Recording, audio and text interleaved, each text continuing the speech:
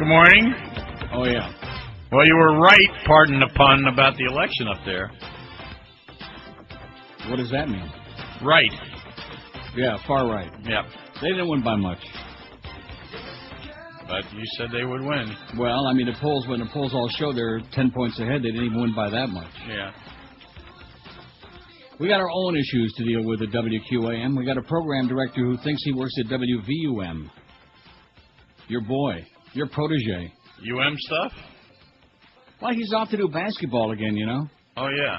After losing my talent sheet that I faxed twice, so I'm not going to get... every payday for me, I don't know about anybody else that works for Beasley Broadcasting, BBGI, but every payday is an adventure. You can't plan your life around it or make investments or do anything because God only knows if you're going to get paid on payday. I'm tired of it. I have spilkies every 10th and the 25th of the month. This is about the 30th time... About 30, man. ...that they pull this crap on me now. Well, do you get paid differently from everybody else in terms of the way it's structured? Let me ask you, do you have talent fees? I mean, I know you have live spots you do, like the rest of us. Yeah. When do you get those? On the 25th of each month? Yeah. Well, that's when everybody gets them. Same with me. There's nothing any different there. The difference with me is that, they have, I'm on the installment plan whenever they get around to it. Underline the, how installment is spelled? Underline the stall part. Yeah. And our program director is too busy playing amateur. See, I don't know about you, but once upon a time when we had Duff there and we had with Clarence like as his underling under his armpit, or maybe he was hiding in his rectum. I don't know where he hung out. But something like that would happen. You'd go to him and he would always take care of it.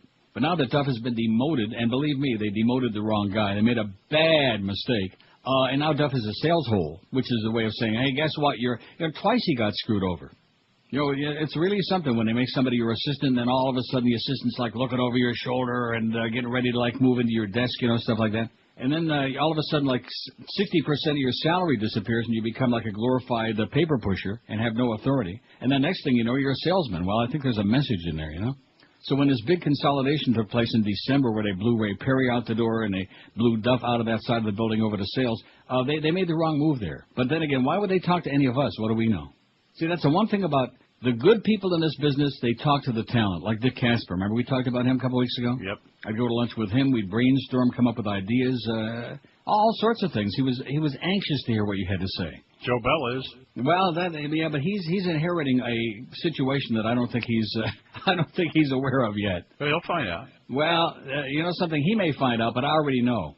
This has happened just too many times, And I get off there yesterday at 2:00. Life goes on. I'm sitting there. As a matter of fact, I went to lunch at 2:00. I come back at 3:00, and here's a frantic message from our sometimes part-time program director who's off to play UM basketball analyst or whatever it is he does on those games to disappear for 2 or 3 days. Well, there's a problem with your talent sheet didn't show up, and your check, and your regular check will be there on Wednesday, but your talent won't, and here's fax it to accounting, and that's it. And he's getting on a plane. So I come in there, I look in the schedule. Sure, he's getting on a plane because the Hurricane basketball is at Virginia tonight. Yes. So that's what he's going to be doing. So hopefully while he's at Virginia, he'll find you lots of Thomas Jefferson. Major market radio stations can't afford part-time program directors, okay? And I told him, it's kind of ironic because I told him on Friday. And he came in there remember on Friday, I told you he came in for 35 minutes and hassled me for about the book, and I didn't even know where my log was. I was totally unprepared to go on the air because he bugged me for 35 minutes. And I said, you really ought to make up your mind whether you want to be the program director or a sports nerd. If you want to be a sports nerd, go over to VUM with Mike Rosenthal and Jay Rokeach, and be a baby the rest of your life. Or you can be a program director. And the last thing I talked to him yesterday when he came in there, and George was out sick yesterday, so we had our own issues in the studio, and he comes in the middle of it, and I said to him, Wednesday's payday, okay? He says, what can I do for you? I said, Wednesday's payday. Please make sure that I get paid on payday. Is that a big request? See, I don't know about you because we've both been in the business about 100 years and worked for a lot of people. Payday to me was never an issue. Yeah, it's the very least they can do. Yeah. I mean, that's it. You would think that that's what we're showing up for every day is to get paid on payday. Yeah. And not all these bada beep, bada boop, and pass it by this one, and and the ironic part of this is that that particular talent sheet I faxed it over there twice because he was off in California doing a basketball game for 3 days one time, so it was given to Duff the first time, and then when I was told that maybe we can't find it, I faxed it again, and George and Josh both know this because it was put on Clarence's desk the second time. So Clarence either wiped his ass with it, or he ate it for lunch, or made a watercress sandwich with it. I don't know what he did with it, but it was just among the missing again. And then the first response this morning, and I didn't sleep worth a crap last night. It's just because it screws up all my bookkeeping. We all have ways that we do things, you know. I make all my deposits up here. I send them down there, FedEx, and you know, I have like a system in my life and where everything goes. And when you don't get paid on payday, it screws everything up. So I slept maybe 3 hours all night. And then the first response from accounting back there this morning is, well, the first time we can write a check will be on next Wednesday, the 1st of February. From some bitch back there in accounting. You know what? I've never had a problem with that here for some reason, but I've had a problem. If I haven't had a problem 30 times, and George can verify it, or any of the listeners, and I talk about it on the air just so people know what kind of a horseball company this is. This is a joke company. This isn't a real company. This is a make-believe company. Just like that thing with DirecTV where they owed them $1,800 and we had DirecTV shut off. Yeah.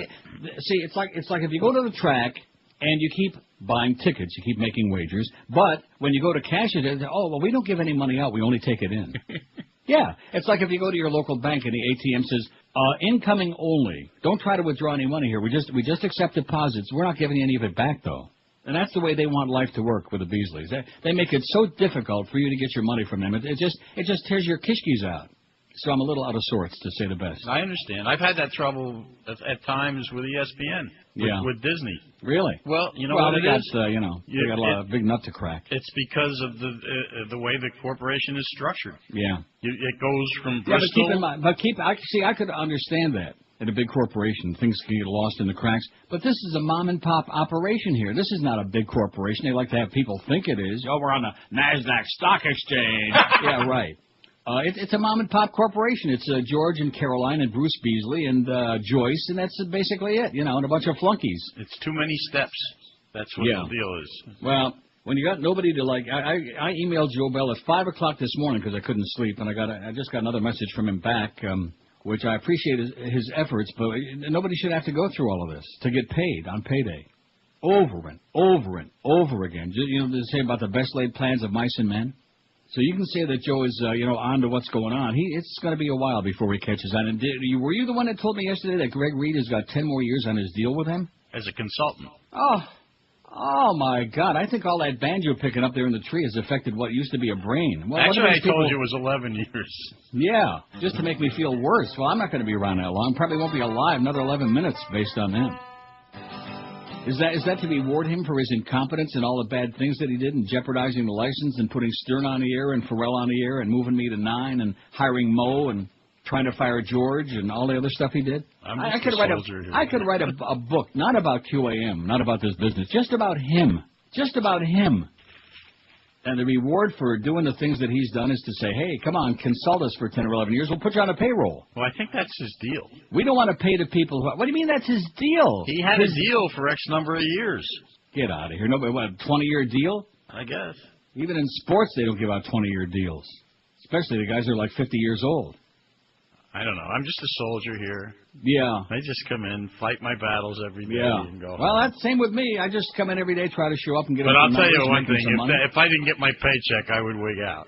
Yeah. Oh, ha-ha. Yeah. Uh-huh. So would anybody. Well, the 10th and the 25th. Let me say it again. Payday is not rocket science. I mean, yeah, I make a lot of money there, and I bring them in a lot of money, and that's the way the deal's supposed to work, and I get them some big numbers, and I expect to get paid on payday. I don't need anybody to kiss my ass. I don't need any, when Clarence says to me, what do you need from me? Just make sure I get paid. And he can't even do that. And then he leaves me a message. He's getting on a plane. He's leaving on a jet plane. I'll tell you who should have been on a plane, that guy that freaked out and jumped off the plane in Fort Lauderdale yesterday. He should have been on the plane. That would have served him right. Canceled his freaking flight to Virginia to be a sports flunky with the Hurricanes. I mean, don't you find it a little bit bizarre? Have you ever worked in a radio station where the program director was a play-by-play guy? This is a guy who doesn't want to grow up. He doesn't want to stop with a sports crap. That's why when his boyfriend Stu Gotts was over there on RFX, the big 940 Fox Sports, which lasted about 10 minutes, that's why he was helping him book guests on the competition, because it's his sports buddy. He was helping him book guests? We have a fraternity there. Don't you understand? We have a Hurricane fraternity. And I don't know how he fits into that, because George reminded me this morning he didn't even go to school there. He went to Penn. He went to State Penn. Yes. Penn. He didn't go to belongs State in the Penn. State Penn. No, I know, but that's my, I'm just embellishing it a little bit. He belongs in the State Penn for impersonating a program director. I mean, how is it a little quizzling like this all of a sudden is our program director and comes in there and agitates? When my mother died a year and a half ago, I thought to myself, oh, it's not a happy feeling when your mother dies, but nevertheless, after being nagged for all those years of my life, for like 62 years, I thought, finally, I got nobody to nag me anymore, Don't have to be, that's the one bright light. I mean, she lived 91 years, a long time, good health. Now I don't have to be nagged anymore. I'm kind of like free. Guess what? 35 minutes on Friday, a performance that would just set your ass on fire. You just wouldn't believe it. And in your case, that would be a hell of a forest fire. Believe me. Talk about a gigantic roid. How come I feel that I'm the only one that's talking here? I'm just taking it all in. Yeah. What do you want me to say? Nothing. Nothing, like you said. You said if it was you'd go ballistic. Well, I have. I think it's happened to me twice here in all the years. See, because I have a system that's like foolproof. I mean, it's just automatic. I got a friend there that does all my bills. I sign a bunch of checks. He goes to the post office, gets the mail, gets the checks. I make the deposits up ahead of time. I FedEx them down there, and everything is like clockwork. No problem, right? I'll tell you something. Theoretically, when the flaw in the system is not the post office and the post office is involved, that's saying something. The thorn has never been the post office. Never had any. First of all, we're not using the post office. We use FedEx or DHL. So that's never a problem. The problem is that most of the time, this is Clarence's one of his. I don't know how many times, but usually it's corporate. Because, like I said, they want to pay people on the installment plan, underline the STALL. They like to stall and hem and haw and bitty-boop. Just like they used to pay. Remember all the problems that Wayne had getting the money for the broadcast rights? Oh, yeah. It used to be like a major scandal. In fact, Barry used to put that in the paper all the time just to give a little shtuch to his buddy Greg, the 11-year man. Remember those days? I certainly do. We're a million short. We owe the Dolphins. I heard the complaints from the Dolphins. Right. I wonder how they're doing now over there, where they got make-believe loan by the hour radio over there across the street with Joel Feinberg with their $4.5 million. I wonder if of course he's got Daddy's money though. See, that's different. As Greg once said, it's one thing to be a big shot with your own money. It's another thing to be a big shot with other people's money. You know what I'm saying? Yeah.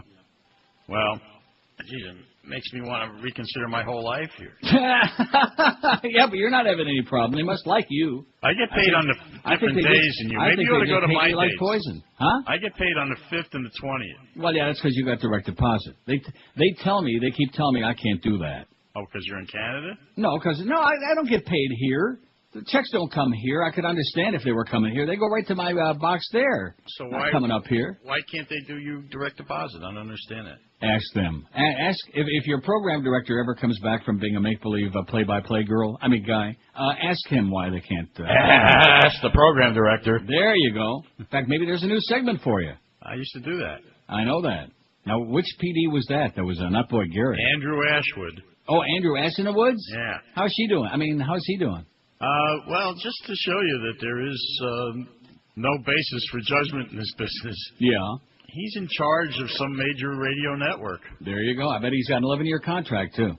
He could be. He's been there for about 5 already. One of these days, next time you and I talk off the air, remind me to tell you a great Andrew Ashtonwood story that I'm sure you're not aware of. But you talk about flipping your lid, you'll just laugh so hard your innards may fall out.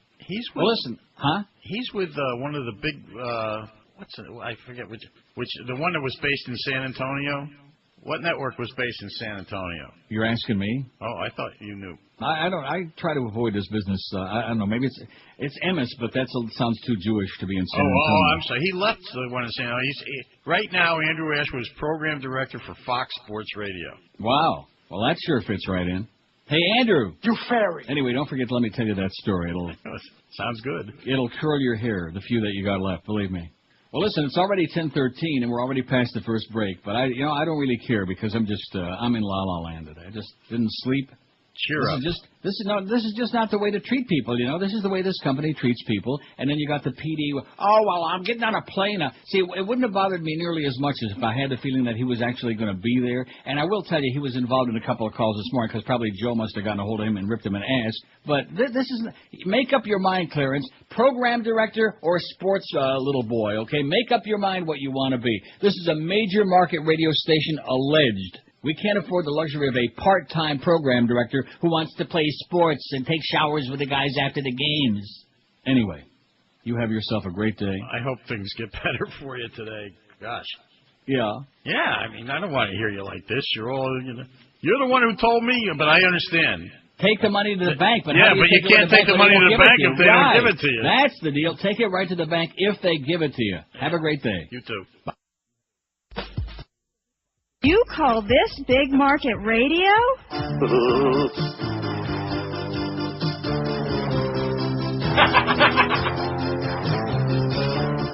Hey, Clarence, you idiot.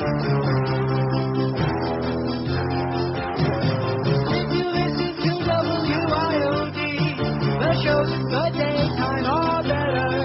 You never know it by the way that they are promoting the sports and the news and the weather. It's always Hank Goldberg and Sonny Hirsch and Jose Gagagagagagi. They ought to know by now. No one gives a crap about any of that. It's the talent that brings in the money. And if that's all they're gonna the talent is losing out, and buddy, if they screw it up, then I'm tuning out.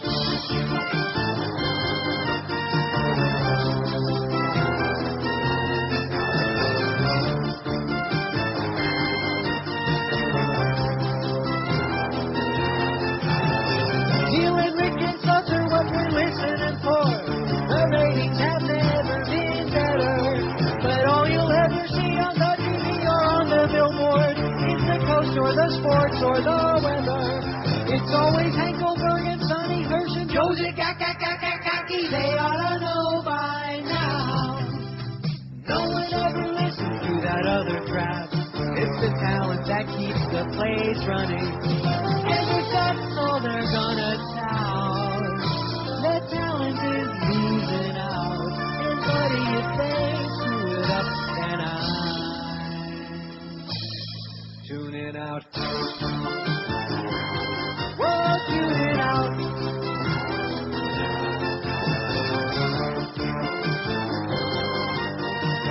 10:17 already. It's almost time for the second break. You know what? Woo!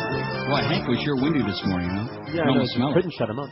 It's that time of the year again, New Year's resolutions. This year you have the best chance to lose weight and get healthy again. Balance for life. And this year we're trying to get the Beast ready for his wedding day, at least keep him alive that long. And maybe one of these mornings he'll come in and actually give us an update and let us know how he's doing. What could be easier than getting 3 gourmet meals and 2 delicious snacks delivered every day right to your doorstep in a little black sack, and you still lose weight like crazy? The weight pours off your ass, and because you have 5 feedings a day, you're not starving all day long like those other deals. You don't have to schlep around in the gym and fight all those other smelly people and take showers with strangers. Sit back and eat delicious gourmet meals. In fact, they send you a menu every week, and you pick out your own selection for each meal and snack. And the folks at Balance for Life do all the work. They design the meals based on Barry Zone's Sears diet. Or is that the Brian Sears diet? The Zone diet. Well, whatever it is.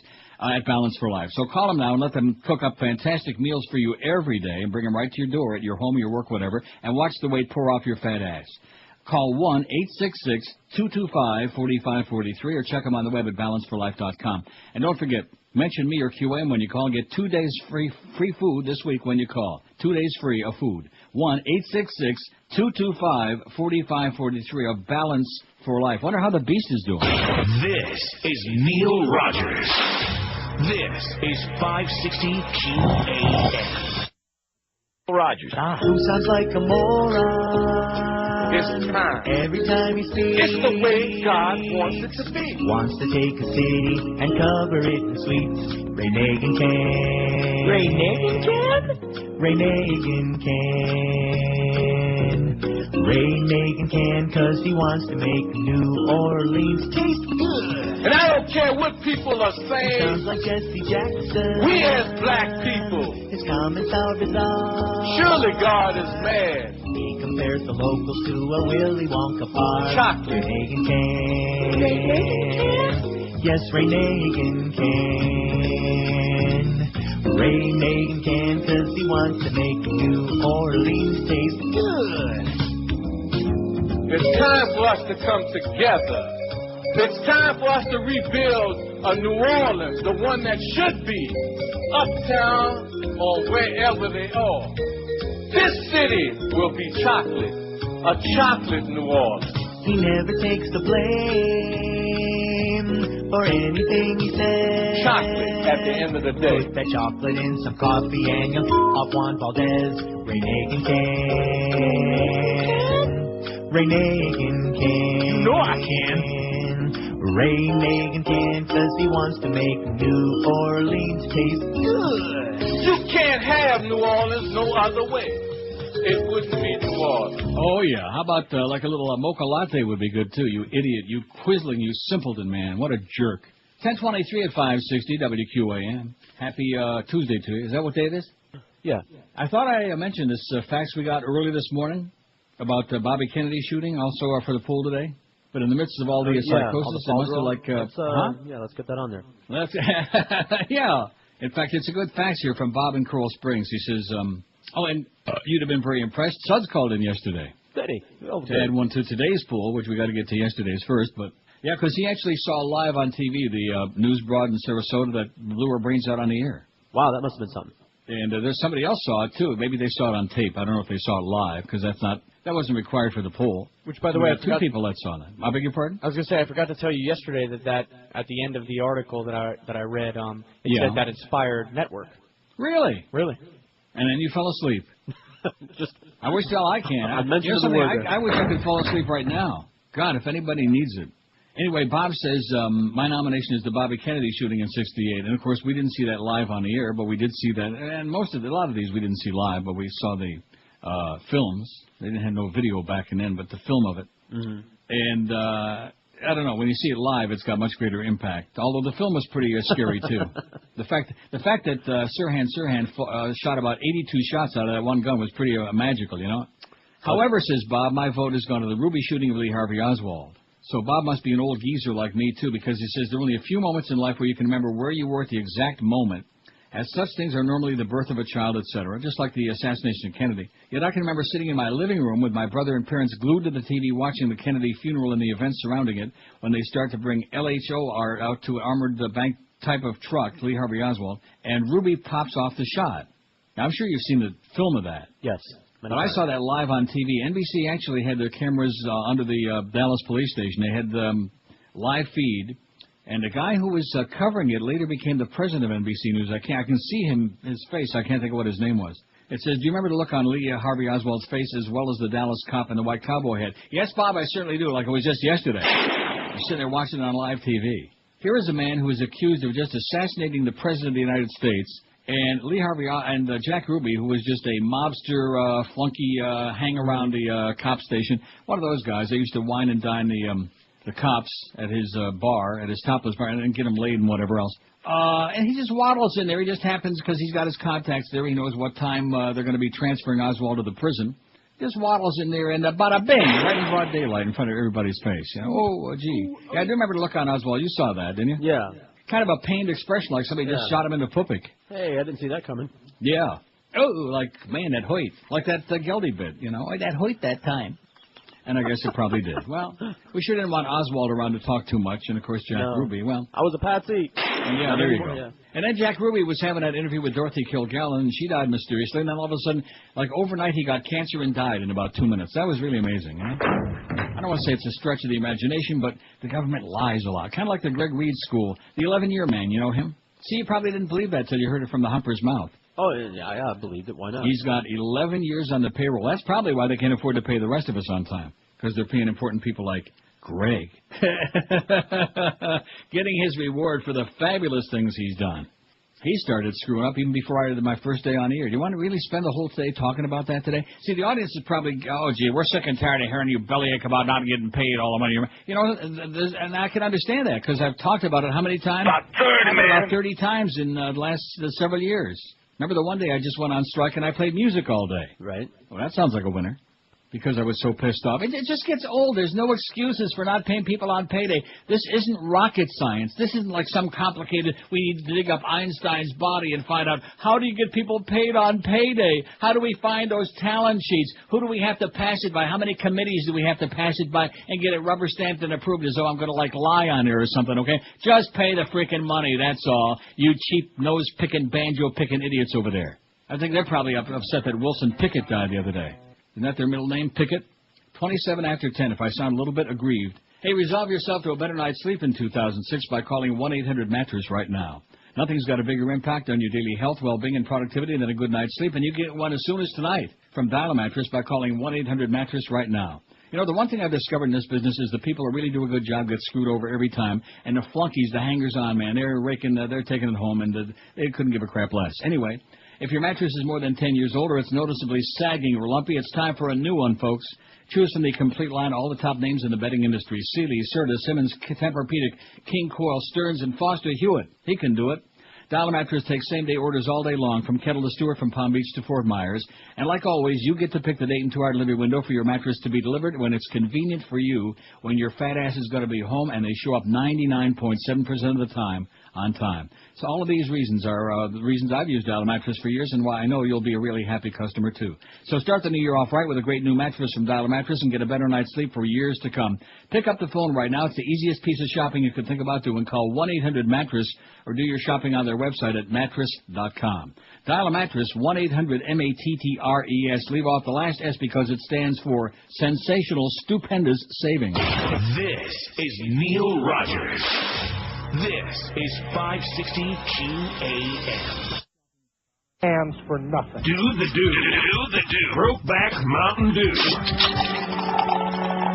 Well, since we're going to be working together, breaking it's time we start drinking together. I love the way it feels when those bubbles dance off of my tongue. Boy, sure found a way to make the time pass up there. You don't go up there to fish. Brokeback Mountain Dew.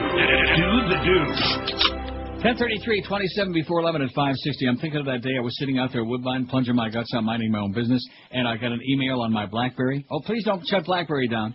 I saw that. And the email was, call Duff or Clarence right away, yada, yada, yada. And I called, and that was the day they told me that, guess what? You've heard the rumors about Stern coming on, and Greg was really intrigued by the idea. And guess what? On Monday, he starts on IQ, whatever it is, whatever the station is. Remember that? Yep. That was it. All of these things just keep flashing through my head. All of the devious backdoor deals, all of the violations of people's contracts. You know, it's one thing if you're going to be like upfront, if you're going to be on the stock exchange and you're going to operate upfront like a mensch, you know, like an honorable person, as opposed to somebody that lies and lies and lies and makes all these behind the back deals. And you know, and this was in just direct violation of my contract. Not, of course, that they would listen to me about what the repercussions would be about putting that show on the air. Because what would I know? What could I possibly know about anything? You know. So happy 30th anniversary, Neil. About 30, man. And by the way, your money might or might not be there tomorrow. You might have to redo all your, all your deposits and your investment and the whole deal. You might have to rejigger everything. So there you go. Here's yesterday's result from the poll. We should see if I would have known this. I could have put on there about not getting his paycheck on time. That's right. Getting sick and tired of hearing that. Well, I'm getting sick and tired of it happening too. You know. In fact, during this last break, I'm sitting here, my life is flashing before my eyes. Well, what's the point of just working and working and working? I'm an old, tired toad, you know, didn't get any sleep last night. And I just, what am I going to do? Leave all this money to other people? Screw them, you know? Right. Why don't I not spend it? Travel the world, have a great time, enjoy my doddering old age. Plunge your guts. That's it. Well, forget about that. I got other things in mind. Anyway, here's the facts. I turned the show off when Neil or George talk about. We had 1,784 votes. That's pretty good. I think we're on a roll. We're really been doing it up until today. I think they just. You know what? When Hank made a comment about, Joe Bell cares about these things. I'm sure he does because he seems like a really good guy and he's on top of this situation. I emailed him. I don't know what time he got up this morning, but I'm sure he saw my email early. But the problem is, it's like changing captains on the Titanic when it's halfway to the bottom of the sea. You know what I'm saying? Mm-hmm. That's what it reminds me of. Because he's inheriting so much swill. It's not just the sales department. It's not just the messes on the floor that Greg Reed. Even my little miniature pitcher never left so much on the floor as Greg has left behind, you know? And just like the dog, run about 100 yards away and kick up your heels, like, hey, I'm cleaning up my mess. Right. The 11-year man. Good God. Aren't you just stupefied by that? Okay. Well, he was always fond of you, that's for damn sure. Right, my best friend. I turned the show off when Neil or George talk about. I never turned it off. 857, that's 48%, almost 50. We had well over 50 most of the day, but then they started thinking about it. Horse racing and hockey, man, those are the two. 143 for horse racing, 140 for hockey. Wow. Neck and neck, nose to nose. Like a photo finish right there at the SN. At a horse race. Yeah. All Bit Days 101. Now, where the hell did that come from? That came zooming out of nowhere. I mean, it was way down in the bottom of the pile. How often does that happen? Well, like on holidays. The guy called in yesterday when you were out illin', and the guy calls in. He says, well, on those days when, it's supposed to be a holiday, but you're on the air, and some of us also have to work on those days. We want to hear the show. We don't want to hear, well, which he's got a point, but screw him. It's not like we don't try to put a show on those days. What do you mean by that? Well, no, I mean, the fact that we're working on those holidays, I mean... try to get someone to call, try to get someone to... right. No, that's an excellent point. Like, we're going to actually have calls or something meaningful on those days? No. So the least we can do is give a little free entertainment. We try to mix it up a little bit, not play the same crap over and over again, and we've only got about 82 million bits in here, so there's no problem with that. But that guy, he didn't like it. Just like that guy that called. And you'll see, when we get down the list, you'll see all the stuff. Although... religion is next, 81. You're making fun of my religion, and you know what I say to that? Absolutely. You bet I am, and you ought to kiss the ground that I am. Make you think a little bit instead of going through life like some kind of a lemming. By the way, George got the movie Primal Fear came finally. Can't wait. And the other one, I keep going on there, and it says we have no information about the tracking, even though it's been sent out. Amazon.com is just, I don't know. I don't know. The free Super Saver shipping, I think they walk it over to you. Is that what it is? Like my check? Exactly. They walk it over to you, and they also give you your talent check. With an old man with a walker. And they give you the original talent sheet that you faxed into Clarence because he can't find it. He couldn't find your ass with both hands. How do you like that? Well, it's getting bigger every day. Is it really? Couldn't find Hank's ass with both hands. What does that tell you? How desperate he is. If he would just stay away from me, we'd both get along a lot better. You know what I'm saying? Like me and me and Clarence. If he would just stay the hell away. No, seriously. You know as well as I do how many months, it's been like over a year now, that every time payday comes and passes, like the next day, I start reminding the powers that be, hey, don't forget now, 2 weeks till payday. And kind of half jokingly, but knowing what a nightmare. It's always touch and go with his outfit. Oh, we got some story. Oh, well, the package got left on the counter. And then, of course, there was the time they paid me twice. Remember that? Right. Yeah.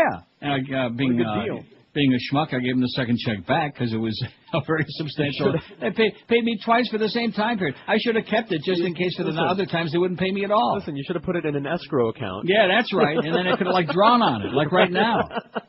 That's a good. I could have drawn interest on it anyway. The buffer account there. Yeah. For the times that the Beasleys can't get around to and this business from that bitch back there in accounting about, the soonest we can cut a check is on Wednesday. When you told me that, if you had any idea how close I came to going right back to bed, you have no clue. I mean, but within a curly little hair. It's not up to them here in accounting when they can cut the checks, as you know. That's not the point. It's also not up to them to make that decision. She should have asked. Of course, she couldn't ask our program director because he's busy doing a ball game somewhere. He's busy being Mike Rosenthal Jr. from VUM.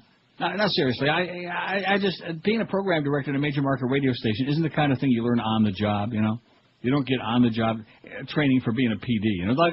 Like being on the job training to be a heart surgeon. It's just not something that's done. Except, of course, in the QAM. Religion, 81, they don't like that. Politics, 73, they shut it right off, all those right-wingers. Too bad, you Nazi bastards. Mo Howard David at 68. Well, you don't have to worry too much about that old news, although we still got the great bits, a lot more coming. Fag stuff, 66. They don't like that stuff at all. Movies, 50. Now, see, movies, 50. See what I mean? Right.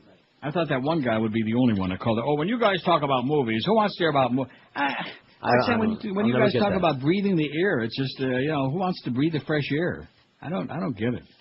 But anyway, 50 people don't like the movies. Radio stuff, 44. Like today, for example, talking about the inside stuff, and believe me, I'm not even close to being done. They love that stuff. And I know that's what we were talking about yesterday. They love it. I think I left a spot out of my thing here. I'm totally disorganized. Is that okay? Oh, here it is. Here's the spot right there. No, actually, I'm not disorganized. I'm ahead of myself. Here's the spot for today. Anyway, getting back to the poll, can I finish this, please? Radio stuff, 44. Music, 42. I think that's primarily your crap. Right, that's me. Although, actually, the guy that called in did mention you and your stuff, but obviously they hate my music much more because I'm an old toad, and what do I know about music? Sports, 34. Sports. Food and restaurants, 24. Neil's bedtime stories, only 20. And I was hoping for like 100 for that. So I have to sit here and keep expending all this energy. The poll, 18. Sex, 12, and gambling, 11. So they like gambling and sex and the pool, which you see and the bedtime story. Well, you don't talk about gambling a whole lot. And gambling. I beg your pardon? You don't really talk about gambling. Only with a humper I talk about it and occasionally mention some visits out to Woodbine or whatever. No, we don't talk about it a whole lot. And what's there to talk about? Right. It would be like Rick Riley talking about the stock market, Fair value today is... Oh, brother. Poor Suds. You know, he's such a great guy. I called him yesterday like I told you. I feel so bad for him. Talk about guys getting screwed on payday. Showing up. 1042 at 560 WQM. The Emerald Coast is Florida's #1 Asian gourmet buffet. That's not just the opinion of this old fat slob, but that's as rated by Sagat Restaurant Review. And now every Friday through Sunday night, you can enjoy Lobster Fest at the Emerald Coast, featuring Maine lobster thermidor style. And every night is Crab Fest, with Alaskan snow crab legs, Dungeness crab, Jonah stone crabs. The menu still includes fresh oysters on a half shell and a sushi bar with over 30 different items. You can count them, believe me. The Emerald Coast also serves delicious, juicy New York steaks cooked to order and hand-carved prime rib. And on the weekends for dessert, leave room for the Emerald Coast's famous 40-inch chocolate fountain. You can hand-dip your own strawberries, marshmallows, other decadent treats. And January 27th through February 5th, which sounds like, what's the 27th? Friday? Yes. Through February 5th. Come celebrate the Chinese New Year with the Emerald Coast, featuring roast duck, crispy chicken, sweet and sour fish, pho, and roasted suckling pig every night. The Emerald Coast has got 3 convenient locations to serve you. You'll find them in Sunrise. What was that again? Sweet and sour fish. Let me say it again. Pho. 3 locations are in Sunrise, Sunny Isles Beach, and Pembroke Pines. Reservations suggested. Chinese New Year coming up starting Friday, so come and have a real feast. And pass on the fish. Call 954-572-3822. This is Neil Rogers. This is 560 QAM. Now that kids are getting adult diabetes, they're also at risk for other grown-up ailments. That's why your young one needs Bayer Children's Arthritis Formula. Oh, and my hip hurts so much I could plop. Bayer Children's Arthritis Formula goes to work fast to relieve the pain that comes with young age. But now I can crank up the Victrola and dance the jitterbug. Huzzah! Bayer Children's Arthritis Formula delivers relief to where kids need it most. Arthritis made my hands so stiff I could barely sit on the Davenport and play my newfangled video game. But thanks to Bayer Children's Arthritis Formula, I can play Super Mario Strikers until the cows come home, Sonny. Bayer Children's Arthritis Formula. It'll make your kid feel like a kid again. It's a real gully whumper. From the makers of Teen Depends. I'm dying over here. 1047 at 560 WQAM. So today's poll, the one for today, and thanks to Sean again. Boy, I'll tell you, he's a lifesaver, you know. Yes, he is. If we had 10 people like Sean out there sending us new poll ideas, we wouldn't have to rack our brain to come up with original and great ideas, you know? I should hoard those up, but I don't. No, you better not. Especially today. I know. The last thing in the world I need to be worrying my pretty little head about is coming up with a poll for my stupid-ass show. God. It's just mind-blowing, you know. It's like the better the job you do for them, the more they keep punishing you and punishing you. It's like, remember when I came back up here about 3 weeks ago, right after the New Year? Right. And I had that grotesque, that flight from hell. In fact, I should have jumped off of that plane. And I come back here, and my pressure was higher than hell, and I couldn't get it down, and I come on the next day. In fact, I took a sick day. That's the first sick day I'd taken in years. And I come back in there, and then the next day, and I said, please, just everybody leave me alone. I still got, my head is killing me. I'm finally got my pressure down. I had a really horrendous trip. And in comes Clarence. And in comes Troy again. See, we got a bunch of overgrown children there who don't understand that people are like, we're not just pawns, okay? We're not just pieces on a chessboard. We're human beings, okay? And so, you know, you tell Troy to get lost. Oh, well, when your people want to talk to my people, since you don't want me in there anymore, like an overgrown child. Like an infant. All I asked is that cut me some slack today. I don't feel really good. I got bad blood pressure. My head is splitting. Just stay away from me with your baby crap today and come back another. No, if, your people want to talk to me, which of course would be a convenient excuse why we get no response on how the accounts are doing, on anything, you know. That's a good excuse. Well, he's such a bastard anyway, and you don't want us in there in the morning. Well, you got that right. Just stay the hell away, like I said, you idiot. Go be a talk show host, okay? In fact, maybe he can be the program director on days when Clarence isn't there, because Troy obviously is looking to do anything except sell. So maybe that's something he can do, is be the PD. You think? The most incredible thing you've ever seen on TV is, listen, I'm only getting started now. I might just tell the whole story about Greg and Joyce and that contract, because that was another classic example. And they didn't, not just to me, although I don't know the degree that they did it. They pulled it on Mad Dog. They pulled it on Hank. All three of us. Mm-hmm. In those contract renewal deals there when the ticket was trying to get Hank and Mad Dog to sign up over there and jump ship. What they put us through, and you could ask Norma Kent, she'll tell you, what they put us through for day after day, just psychotic. like crazy people. And Caroline Beasley and Joyce are telling them, well, everybody's going to sign these contracts, and if you dare say anything against management or anybody or the sports franchises or anybody who ever went to a ball game, you're going to be fired, and we're going to sign that? What kind of a contract is that? Nobody signed that. Caca. That's exactly what it was. That's what they could do with it. They could wipe with it. Just show everybody what big bosses you are over there. You're really very important over there in Naples, Florida, man. You are really hot stuff, man. I can smell it all the way up here. I can smell it. God, I know that Beasley smell from 1,200 miles away. God, the stench. We're very important people. We're on the stock exchange. Yeah, right, Caroline. Get serious. Get a life. Just pay the check, okay? Just sign the check and quit diddling around, okay? The most incredible thing you've ever seen on TV is the 9/11 attacks passes everything because it was recent and because, quite frankly, whoever saw anything like that anyway, especially when the towers fell. And you notice how nobody talks about the people in the tower number 2 that didn't have to die because they were told to go back in the building? Now, even taking into account the flawed communication between the firemen and the police department because they hated each other like poison and that they weren't communicating well, even setting that aside, the FAA certainly had to know that there were 4 planes that were hijacked, right? Right. I mean, they knew that almost immediately. It wasn't just the one, the one went into tower number 1. There were all these other planes that were missing and that were unaccounted for and off the radar screen and off course. So they knew that there were a series of planes that had been hijacked.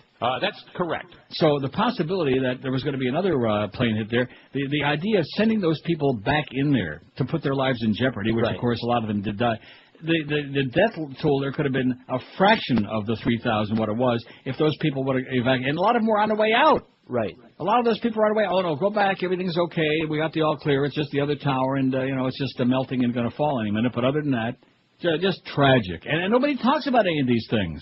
That's why we got all these commissions and these committees, and they're studying this, and they're something they can take all of that and wipe your ass with it. That's the amount of good that it does. Because what does it ever change? Does it change anything? No.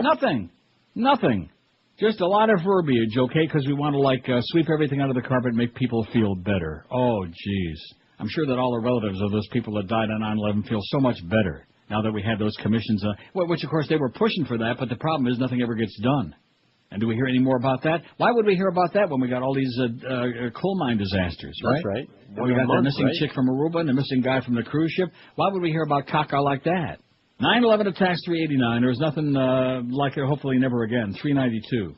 Neil Armstrong walks on the moon, at least allegedly, 47. I think that was in Nevada. The Challenger explodes, 37. That was the one with a school teacher, Reagan said. Is that the one with a school teacher? Yeah, that's the one. The one that they rushed because they wanted to get it ready for his State of the Union address, by the way. They rushed it, they weren't ready. And now they're all dead. Jack Ruby shoots Lee Harvey Oswald right there, 37. So it must be a lot of other... Well, I guess, you've seen the film of it, but to see it live was really something. Right there, unfolding right before your eyes. The JFK assassination, 17. 2000 election count, 12. They went... And how could it have only 12 in Florida, man?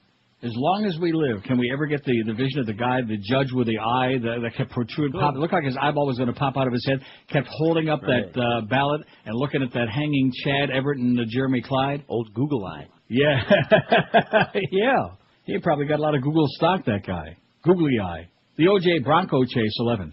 And Fat Rich, rest in peace, said, they already, he just committed suicide on the side of the road. Remember that? We were in Vegas, all of us. That was that Bob Lincoln trip. Viva Las Vegas. Attaboy, Bobby. Let's have I'll tell you what. I got a great idea. You want to put me over the edge? I'm right there now again. Let's have another one of those Vegas trips. By the way, thank you, Bob Green, for sticking it to us. See, there was no money in it for them, so they didn't give a crap about it. They didn't want to support me.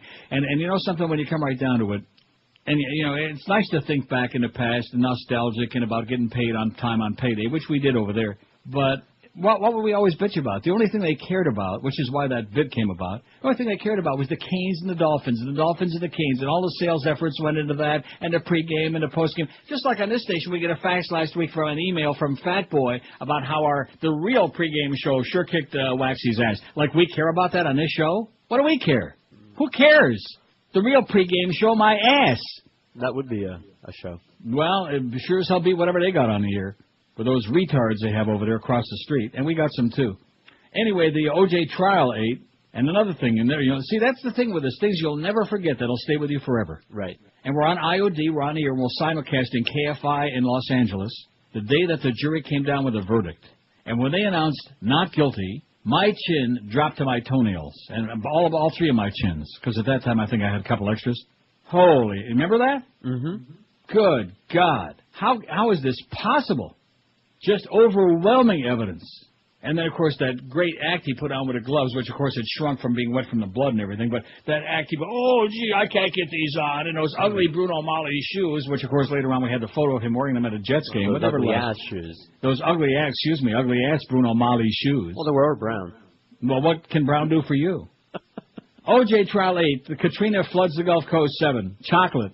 Elian Gonzalez Rescue 6, Columbine Massacre 4, Bobby Riggs and Billie Jean King 4, Clinton Impeachment Hearings 4, L.A. Riots 4, more chocolate, Waco Shootout 3, Watergate Hearings 3, Bombing of Baghdad Part 1 3, Janet Jackson's Booby Flap 3, more chocolate, Sarasota woman kills herself on the air 2, Ronald Reagan gets shot 2, Rodney King beating 2, Dark Chocolate, Oklahoma City bombing 2, Princess Di's death 1. And how come we didn't also, whatever. Shock and Awe Iraq Part 2 1. Columbia shuttle breaks up over Texas, only 1. And none for Shinehead O'Connor rips up a picture of the Pope, which I didn't even know that was on. It's just snuck it in there. Bobby Kennedy shooting, or a value jet plane crash in the Everglades, or JFK, whatever his name was, a plane crash. Oh, wait a minute, don't do it. Neil Rogers. Sorry, my bad. I'm a little out of sorts here this morning. Don't worry. I had at least 10 minutes sleep. Me too. Let me say it again. Remember Captain Queeg with the steel balls? With the ball bearings? I mean, Joe Bell seems like a really nice guy, but once he starts uncovering all the skeletons in that building, I'm afraid we're going to see you're going to start seeing him looking for strawberries in that refrigerator there and rolling somebody's steel balls. You think we're going to have a deboning? Maybe a deballing.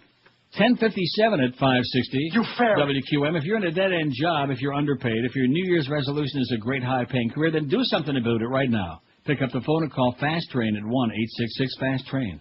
Fast Train will get you trained and ready for a new high-paying career in just a few short months. That's all it takes. That's the MS.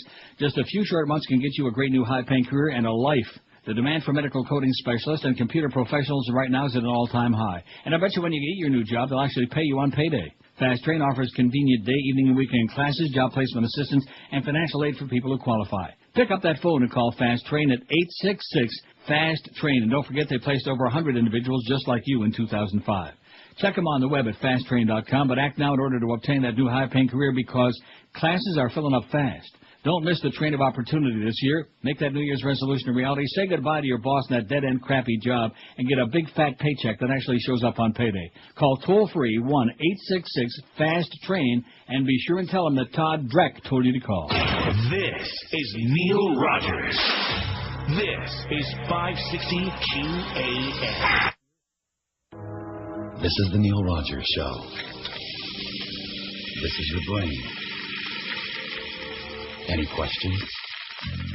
Do you know anything about chocolate? From the controversial mayor of New Orleans comes a brand new chocolate treat. This will be chocolate. Racist peanut butter cups.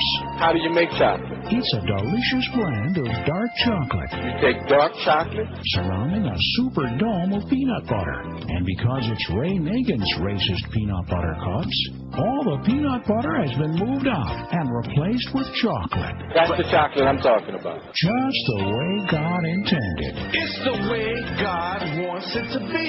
And be sure to try the delicious new chocolate drink, Nagin's Quick.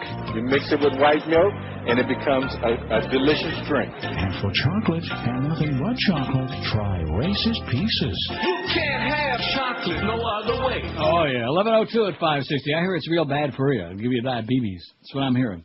Yeah. 5670560, pound 560 on the Verizon Singular Wireless line. I don't know if I want to take any calls today. I'm just not in the mood, Well, all these lines ringing, and you don't want to they're flashing like crazy, man. Yeah. They're smoking. Very inconsiderate. Aren't they? They're smoking something. Yeah. Well, the guy on that plane must have been smoking something. I still say he should have been on Clarence's plane. Want to take him to do that silly-ass ball game up there in Virginia? Hey, it's the Canes, baby. It's the Canes. Grow up already. Get a life, you idiot.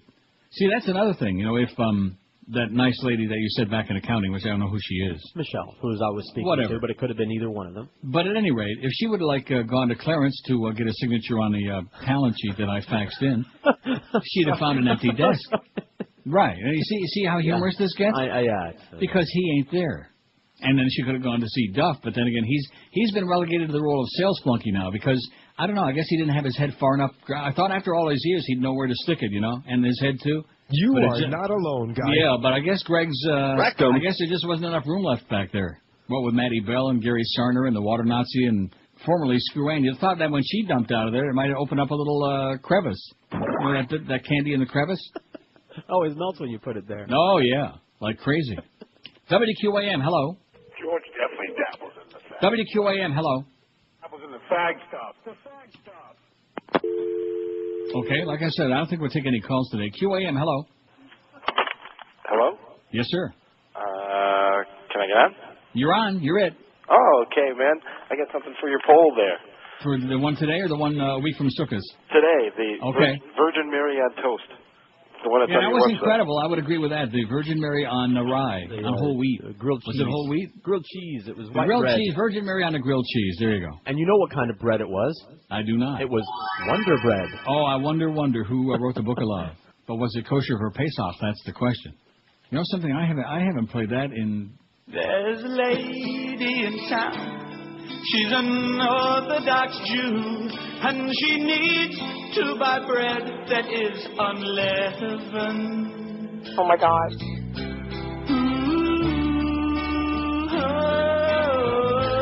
And she's buying bread at 7-11. Oi! And the bread is wonder.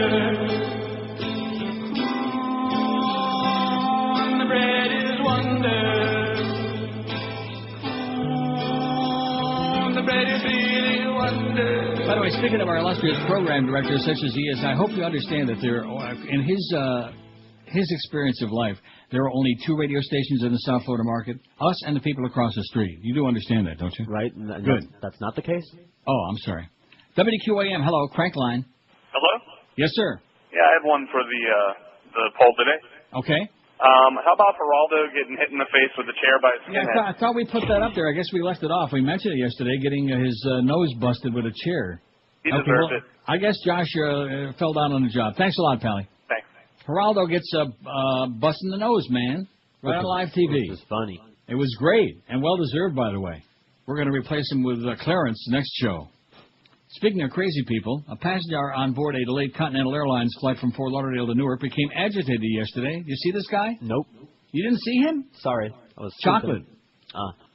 Dark chocolate. Opened the door and jumped to the tarmac, Broward State Office officials said. Not that it makes any difference. They just mentioned that in passing. And I'd like to know why he doesn't have his shirt on here. Put some clothes on, pal. Shows the BS is got him there, or whoever that is. Yeah, it is. And he's just stabbed with his shirt off. Not a good idea on the plane, man. And pits start smelling really bad. Maybe that's why he jumped out. It was hot in there. Troy Anthony Rigby, 28, of Pompano Beach, ran toward the front of Flight 408 as it taxied to the runway about 5:15 yesterday afternoon. Sheriff Ken Jenny said. That's Troy. The possum, Ken Jenny. What does Troy have? Oh, that's his name. Rigby banged on the cockpit door, the front door, and the door in the food galley, Jenny said. Anybody home? Like Michelle is doing on Clarence's door right now. Passengers and crew rushed to stop him. In the ruckus, a passenger was bitten on one hand and possibly broke the other hand. On the other hand, wow. Finally, the crew depressurized the plane so Rigby could open the front door, Jenny said. When he jumped to the tarmac, deputies shot him twice with a taser.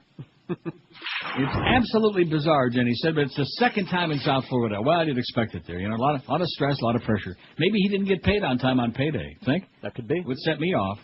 On December 7th, federal air marshals fatally shot we know about that. Well, he had that backpack, you know, and he said he had a bomb, or somebody said he had a bomb, and, on a flight from Miami to Orlando. As a precaution, Rigby was taken to Broward General Medical Center in Fort Lauderdale, faces charges of criminal mischief, criminal trespassing, misdemeanor battery, resisting arrest with violence, and battery on a law enforcement officer. Doesn't say anything about Sally Fitz's battery. Paul Sigler of Fort Lauderdale was in first class when Rigby rushed by. He tried to subdue Rigby in what he described as a chaotic ordeal. We all just sort of sat back and looked around like, what happened? Sigler said, his right hand bandaged. He didn't know what he was going to do. Sigler said Rigby complained of claustrophobia as he struggled with flight attendants and 3 or 4 passengers. The flight was delayed. Keep in mind it was supposed to leave at 5:15 till 9:15 in the p.m. Well, it's a good thing I wasn't Clarence's flight. He'd have missed his ball game. Oh, and what's life without that hurricane ball games, right? Not worth living. That's correct.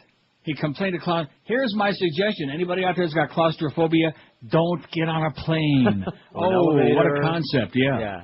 It gets really close in there, especially when they close the door. That's why I want them to open the door, a little fresh air in. Yeah, please, Although, quite frankly, it's a good thing he did it at that point as opposed to like 27,000 feet in the air. That's a good point.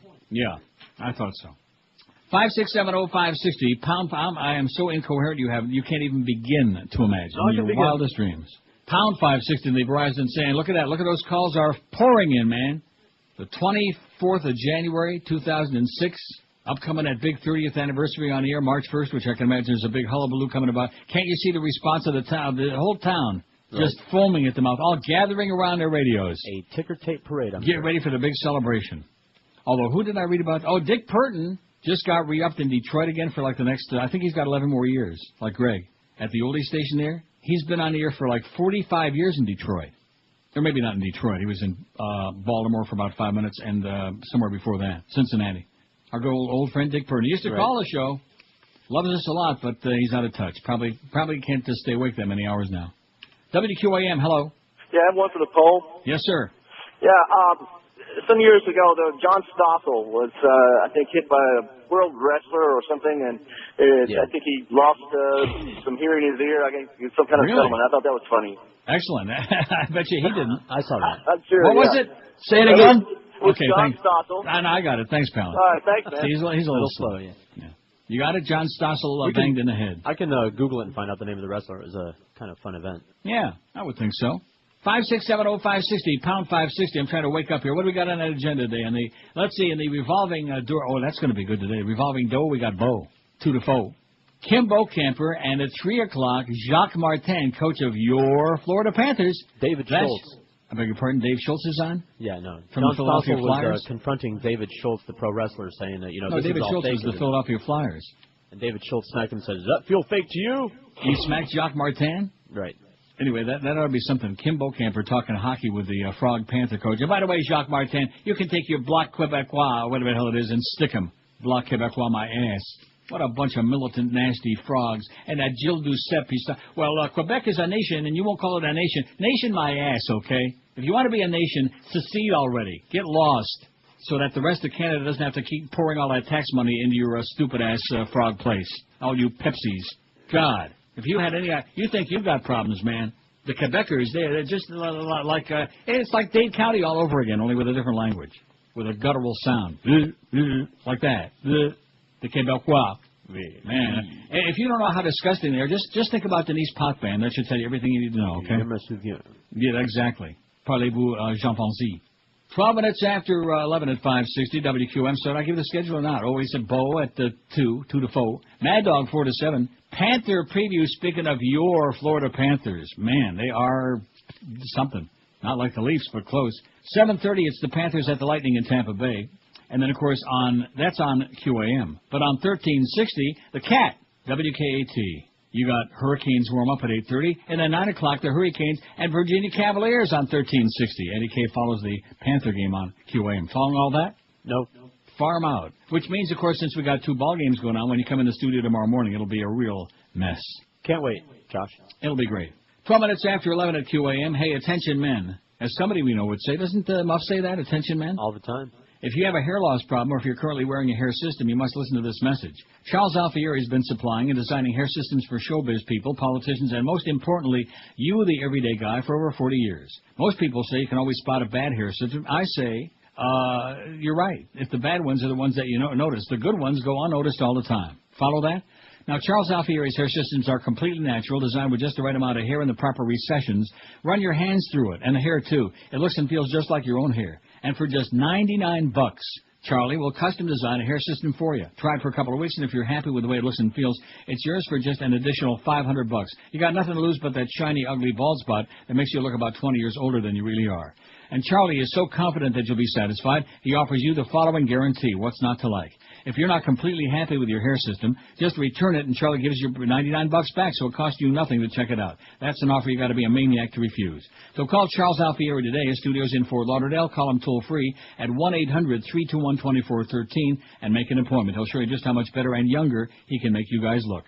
1-800-321-2413, or on the Wicked Web. It's CharlesAlfieri.com. This is Neil Rogers. This is 560 QAM. Holy Mackinac! This is Joe Bowen, the voice of the Toronto Maple Leafs, and you're listening to Lose the some weight, Hockey Joe. Authority, Neil God.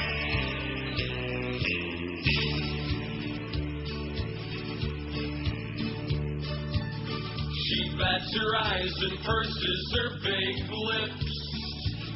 Miss Jolie wears her jeans below her hips. She's got a room full of sex toys and whips. That Angelina makes guys' pants fall off. Read about her in the Times or Post. There's no marriage safe from coast to coast. If she meets your man, your love life's toast. Angelina makes guys' pants fall off. She'll start by kicking out her shoes. Let the wind blow up her skirt. It's an offer you just can't refuse. 'Cause she wants you for dessert. She walks towards you in her garters and thongs.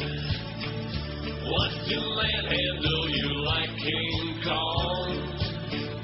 When you see her, you begin to froth. Angelina makes guys' pants fall off.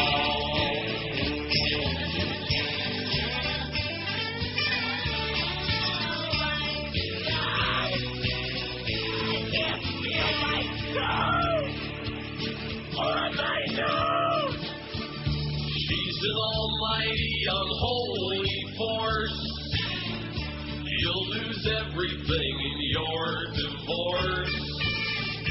But when you're with her, there's no remorse. Angelina makes guys' pants fall off.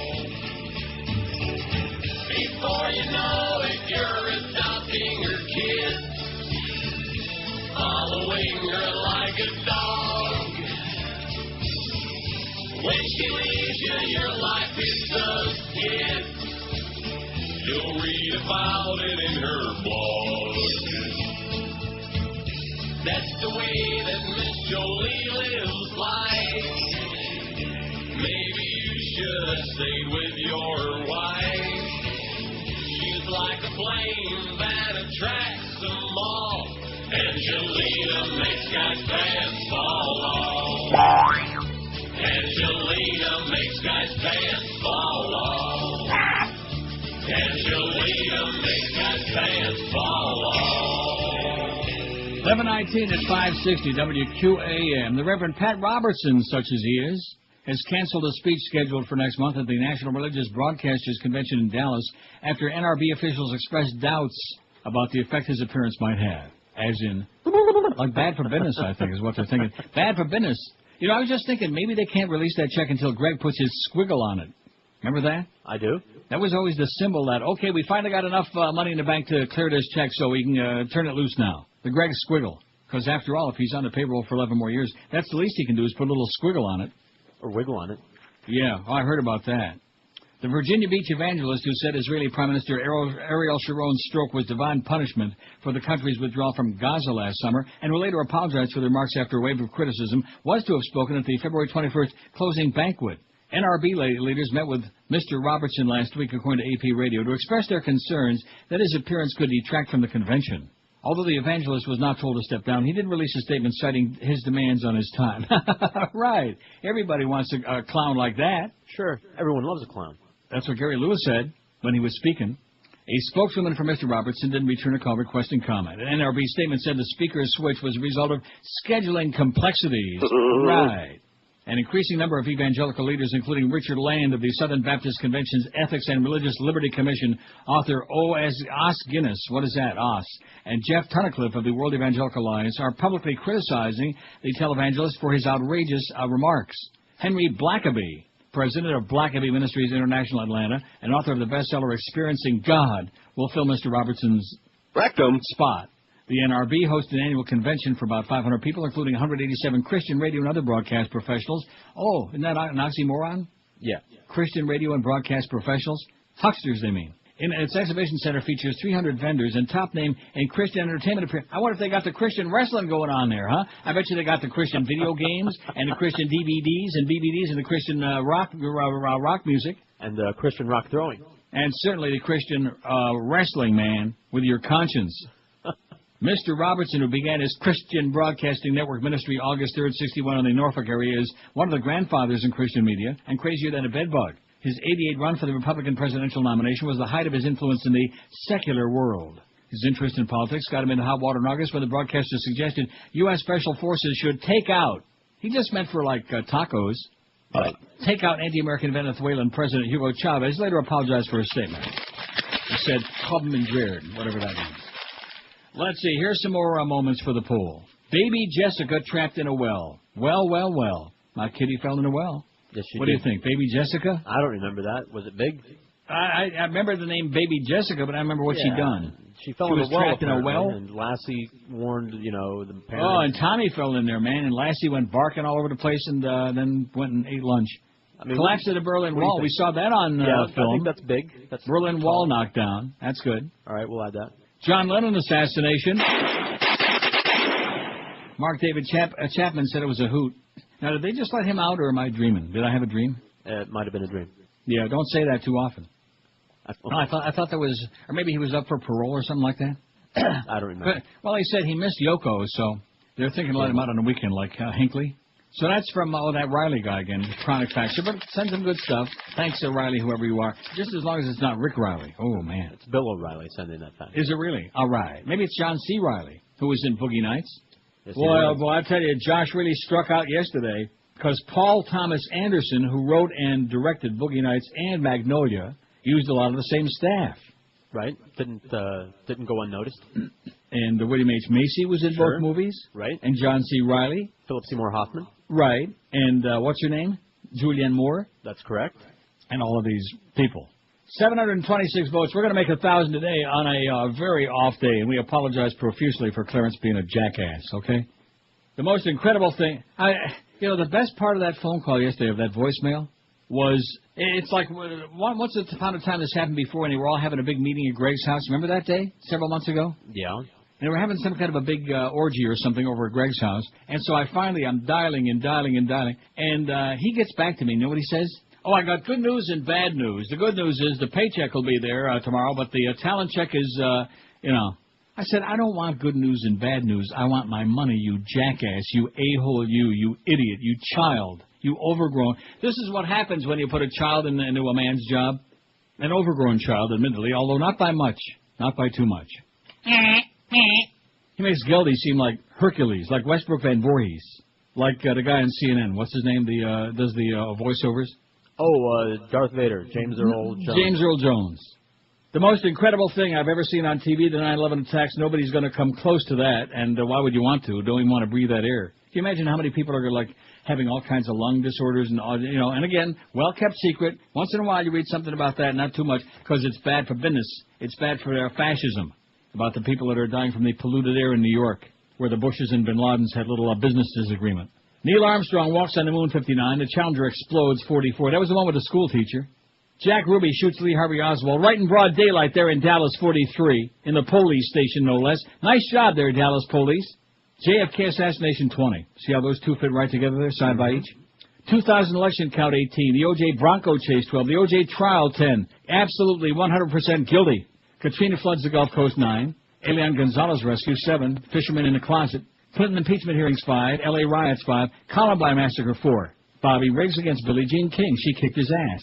And she was a lot more macho than he'll ever be. 4. The Waco shootout. Nice going, Janet. 4. Bombing of Baghdad Part 1. 4. Janet Jackson's booby flap 3. Sarasota woman killed herself on the air tube. Blew her brains out right on the news, like Howard Beale. So actually, that was inspiration for Network, huh?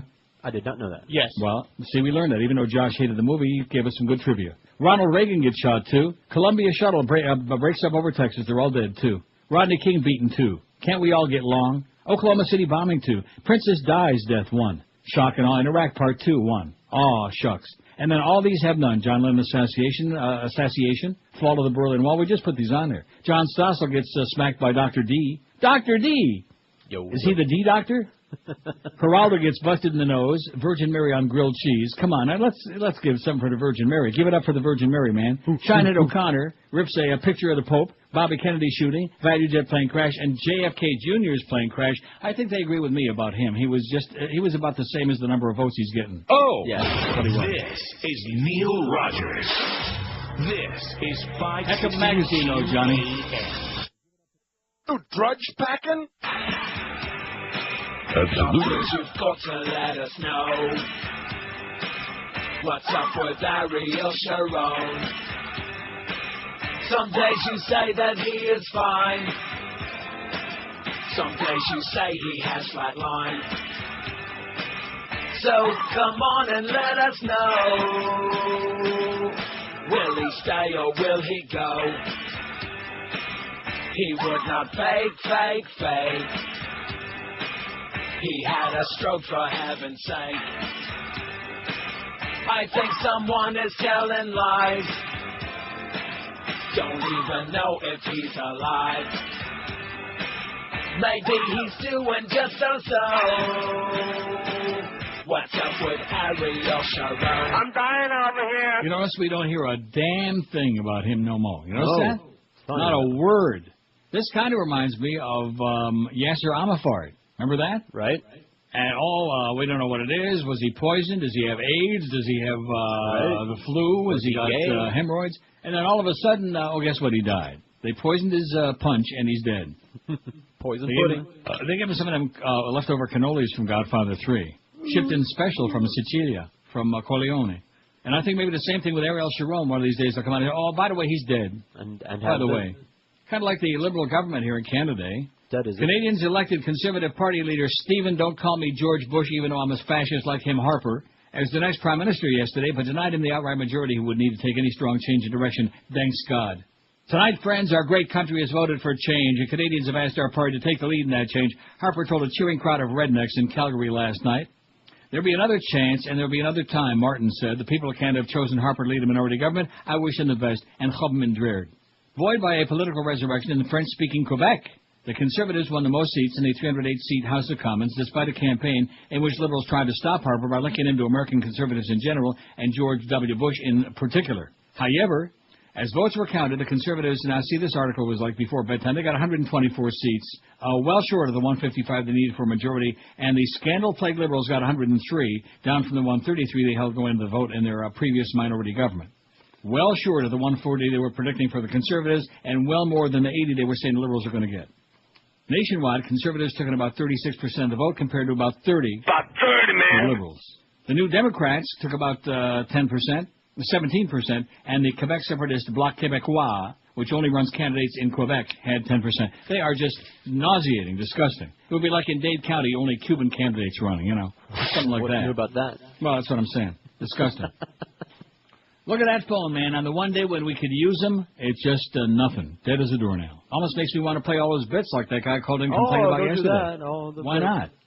Well, and look at the Senate Judiciary Committee. They're doing their final committee vote on Alito, which, of course, it's a done deal. But they keep showing Lindsey Graham, okay? This is the guy that coached him, one of the guys that was coaching him in the White House how to answer the questions, and then he went through that long, emotional speech about how they picked on him, and Alito's wife starts crying and runs out of the room. And he's going to vote on this? Like there's some degree of objectivity? This is some jackass that's going to sit on the Supreme Court and decide the future and fate of people's lives and crap? And the media just bada-beep, bada-boop, they know nothing, okay? Don't confuse them with anything, okay? And when's the next coal mining disaster? Be sure and let them know when it's going to be. I'm going to tell you who is really much ado about nothing. See, Rita Cosby's got an excuse. She's got no vocal cords, okay? She's got an excuse besides being an idiot. But the media, they become obsessed with these mediocre people. Anderson Pooper, man, that's where he sends me. What do they see in him? What's the big simus with him? I think he's connected. Isn't his mom famous or something? She is? That's what I heard. Who is she, Gary Cooper? No, somebody famous, like a famous actress or somebody. Anderson's Pooper? Yeah, I'm going to have to do a bio now, I guess. Oh, God.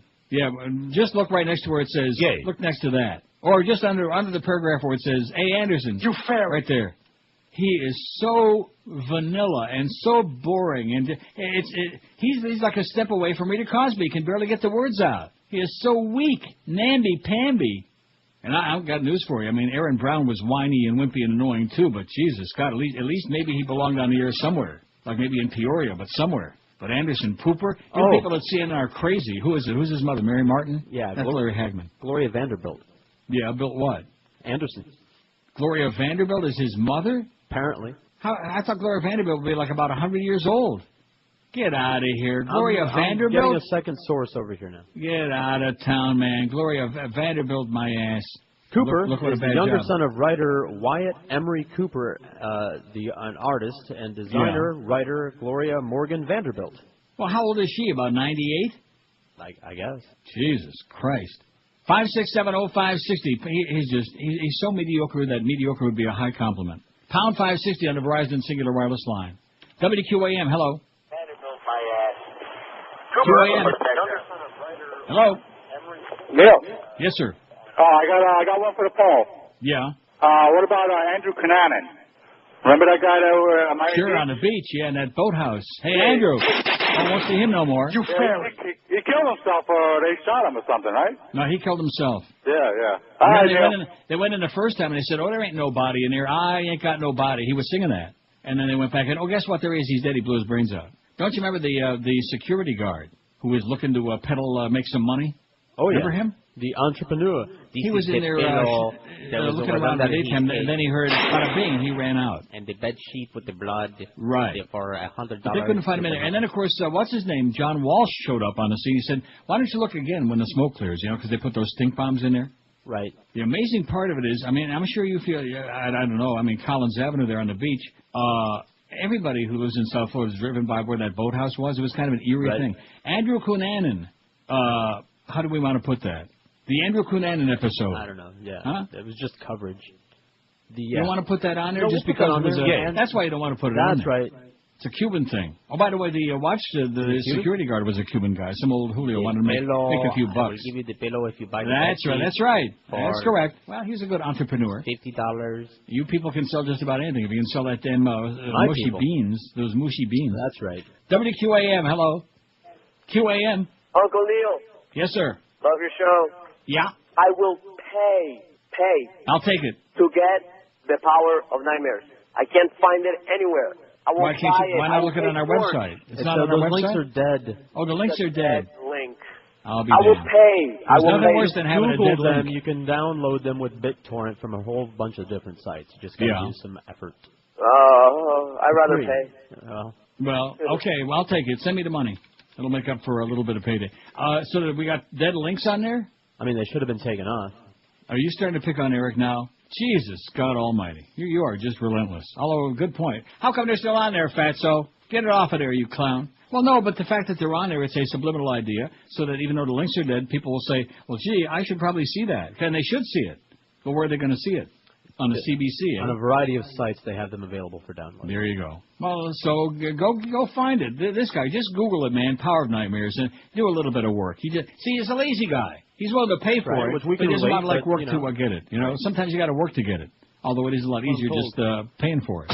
This is Neil Rogers. This is 560 QAM. At 560 WQAM.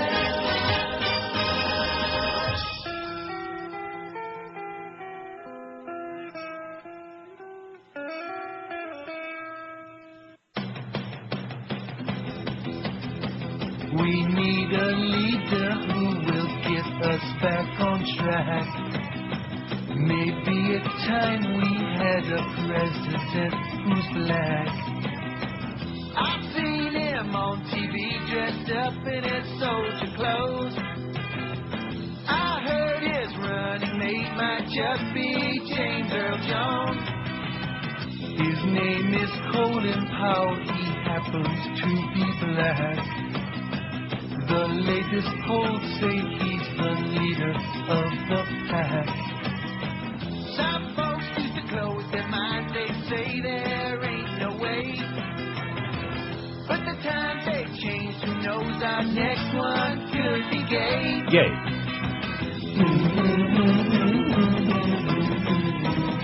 they talking about Condoleezza again? Picking on Condoleezza. Oh, I'm sorry, Dr. Wright. Look at this. UPN and WB to merge into one broadcast network, CBS announces. Aren't you excited about that? No. Yeah, thrilled. Who cares? Although, actually, there was a good show that I saw on the WB. What the hell was it about? About two brothers. What is the name of that show? I don't know. Yeah, you do. Look up the WB schedule. Begins with an S, as in sexy as hell. What the hell was the name of that? Josh is Googling it. I just happened to, fumble on it by accident. Channel surfing one night. It's a series. I mean, what the hell is that called? You'll find it. It's about two young brothers who are out there fighting crime and passing the time. The Hardy Boys? Yeah, the Hardly Boys. No. Wait till you hear this. This will send you right off your seat. You're not going to be too happy about this. And let's say it, everybody in the audience together again. Thank you, Mr. President, for those low gas prices. You ain't seen nothing yet. Oh, man. Just wait. Come on, give me the WB schedule. What are some of the shows on there? I think it was a Wednesday night. We're looking. Strange, something. What is it? Searching for Mr. Goodbar. Nothing? I bet you he hasn't even got to the WB yet, for crying out loud. You calm down. I'm looking for it. Jesus, boy, is he getting testy or what? Cancel the raise, Clarence. No, that's right. Even if you do get the raise, you're not getting paid anyway. What is it? We're looking. Yeah. Well, doesn't it have the name of any series on the WB besides Here you Tommy? go. Yeah. Supernatural? That's it. There you go. Very good. Jeez. What does it say? Never heard of it. Well, you would. Yeah, let me click on it. Well, I'm sure there's some hot chicks on there too, but the two brothers, my God, I looked at that and I said, can that show be real? Man, Supernatural. Not a show you'd watch for the plot. The plot was kind of crappy. Anyway, what does it say? When is it on? Will the boys survive their investigation of an abandoned sanitarium? Well, I sure hope so. Till I meet up with them. Well, what day is it on? Does it say Wednesdays at 9 or something? Tuesdays at 9. Well, there you go. Like tonight. Oh, don't miss it tonight, 9 o'clock. Now, of course, you could be listening to that Hurricane game on 1360, but I doubt it. Supernatural. Maybe that'll make me feel a little I'll give bit it a better. shot. It does not conflict with the Shield. Well, there you go. It's kind of an interesting show. It's the premise I'll give it a shot. No, they've got some good shows on WB. And WB. Right. And Tom Welling ain't even in this one. Although the one guy, he is swelling, but not Tom Welling. You're going to be swelling when you hear this. A surge in oil prices last week to nearly $70 a barrel on a perfect storm of global energy-related fears only hints at what may lie ahead, the experts be saying. You mean to say it's not even noon yet? My head is just pounding like somebody's got a drum inside, like the Energizer Bunny is banging on that drum, slowly, fast, rapidly. Nervous investors look on as conflict rages in several strategic areas of the world involving nations as disparate as Iran, Iraq, Saudi Arabia, ragheads, Russia, Ukraine, Nigeria, Venezuela, China, and the USA. This morning, crude oil rose again in after-hours trading. It rose 72 cents, or 1.1% to 69.20 as the cold front sweeps across Europe. Experts say the Iran issue alone could push oil prices past $100 a barrel. Oh, my God. If the UN Security Council were to authorize sanctions against Tehran, which the West accuses of trying to make nuclear bombs, or is that nuclear, Iran has threatened to curb oil exports in retaliation. You hit us, we hit you back. Even if we hit Bruno Tattaglia at 3 o'clock this morning. Don't you just love the way he says that? Yes, I do. That's Tessio says that, right? That's right. Yeah. Well, Tessio won't see him no more. Even if Iran pulled a small amount of its oil off the market, say it pulled 500,000 barrels a day, I could see oil prices literally jumping over the $100 a barrel mark, said James Bardis, a senior researcher at Rand Corp. A sharp global economic slowdown could follow. That's the dilemma the U.S. and European nations face as they decide whether to act on Iran. But Iran will also pay a hefty price if the petrodollars that now represent 80% of export revenues are reduced, potentially stirring civil unrest in a country that's already got a 14% unemployment rate. How do you like that? I don't. So instead of going into the country where we should have gone in there, if we were going in anywhere, Iran, we went in Iraq, because they had better targets there, I guess, than Iran or Afghanistan. He tried to kill my pa. He tried to kill my daddy. That's right. He's a bad guy. That trial, by the way, is postponed until Sunday. Any interest left in that? No. All the judges keep quitting, the prosecutors, everybody keeps quitting. Maybe somebody's making an offer they can't refuse. Well, if it doesn't fit.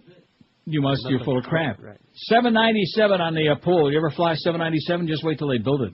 The most incredible thing you've ever seen on TV is the 9/11 attacks 506. Goes without saying. Over 63%. We're still trying to soak it in, believe it. We're hoping it was just a bad dream, but them Bin Ladens and Bushes, man, they had some issues, I guess. And then, of course, there was that Pentagon. Can't find a scrap of that plane, but that one plane went right there in the Pentagon. Must have gone deep inside. Neil Armstrong walks on the moon 60. Jack Ruby shoots Lee Harvey Oswald 48. The Challenger explodes 46. The JFK assassination only 22. How is that possible? I mean, I realize that's... Well, I mean, the Jack Ruby thing is the same time, like a few days later. Huh? I don't know. I think it was like 2 days later. Better faces, better grimacing, I guess. Jeez, talk about stupid. 2000 election count 20. The O.J. Bronco chase 12. The O.J. trial 10. It was vile, the O.J. trial. And if they did acquit, he's full of Schmidt. Katrina floods the Gulf Coast 9. Chocolate. Sure. You know, that would be a good poll to take someday, but what's the point? Who's dumber, Ray Nagin or George W. Bush? Oh, no contest. That's no contest. Get out of here. I'm telling you. Elian Gonzalez rescue 8. In the closet. L.A. riot 7. Waco shootout 5. Clinton impeachment hearings 5. With that nose growing like Pinocchio. Columbine massacre 4. Bobby Riggs and Billie Jean King 4. She whomped his ass. Watergate hearings 4. Bombing of Baghdad part 1 4. Columbia shuttle breaks up over Texas 3. All the bad things happen in Texas. Rodney King beating 3. In California is where they happen. Like I said, Janet Jackson's booby flap 3. Fall of the Berlin Wall's got to appear. Virgin Mary on a grilled cheese sandwich 2. Sarasota woman kills herself right on the air. Bud saw it, and somebody else too. 2 people seen it. Ronald Reagan gets shot 2. Oklahoma City bombing 2. John Lennon assassination 1. Geraldo gets busted in the nose 1. Robert Kennedy shooting only 1. JFK Jr.'s plane crash finally got 1. Somebody who liked that, what was the name of that magazine, that awful magazine he had? George. Oh, my God. Why do you remember? Yeah. He couldn't even spell it right. I did word association. He couldn't even spell it right. Princess Diana's death and the funeral 1. See, I wanted the funeral on there, too, but Josh wouldn't put it on there. I remember Elton John singing that silly-ass song. Goodbye, Princess Di. I mean, oh, please. I remember watching that. I didn't know whether to laugh or cry. Goodbye, Princess Di. Although it rhymed, it had nice alliteration to it. The queens and the princesses. I beg your pardon. Shock and Awe Part 2 in Iraq 1. And then the Andrew Cunanan episode, he's dead. John Stossel gets smacked by Dr. D. Nun. Shinehead O'Connor rips up a picture of the Pope Nun and the Value Jet plane crash in the Everglades Nun. Out of 800 votes, we're going to get to 1,000 today. I believe it in my heart. Your heart of hearts. 1,000. Now, if we can get like $1 a vote. God. You know, you remember the scene in, I'm sure everybody does, in Godfather? Yeah. After they shoot Don Corleone? After Paulie sets him up? Right. And they shoot him and he's trying to run away and he keeps shooting 5 shots. You know, it was 5. And Fredo, who's totally helpless, you know, he fumbles the gun. Right. And he's sitting on the curb and he's rocking, he's got his head in his hands and he's rocking back and forth. He's going, again! Maybe he was vomiting. Maybe that could be. And that's what I was thinking when I got that message, that voicemail from Clarence yesterday. I put my hand in my head. Again! You're laughing, man. Were you sitting on a curb? I was trying to curb my enthusiasm, I'll tell you that. And, in fact, that call did curb my enthusiasm for life and for this place, meaning that place. Oh, God. See, you know, Joe Bell's a good guy, but like I said, it's like taking over the Titanic when it's about 3 feet from the bottom of the ocean. In addition to which... He'll pull it up. Listen to me. In addition to which, why should I have to, like, email my talent sheet special to this one, and she's got to walk it away? You know, if you've got a program director who's not capable of getting people's talent sheets turned in and signing them and getting them paid, maybe what we need is a full-time program director instead of a want-to-play-sports-the-baby kind of guy. You know what I'm saying? From now on, you fax it to me. I'll wrap it in a wet I would palm think that frond. now that the Greg Reed era is over, that some of those horrible mistakes that were made because of, you know, personal involvements of various kinds, I think that some of those things need to be corrected pronto, Tonto. And that's one of them. You know, you talk about loyal to your people. What he did to your buddy Muff Lindsay there, who say what you will, you know, he may be an emotional cripple, which he is, but nevertheless. Would you like to feel relaxed once again? Oh, no. Rectum.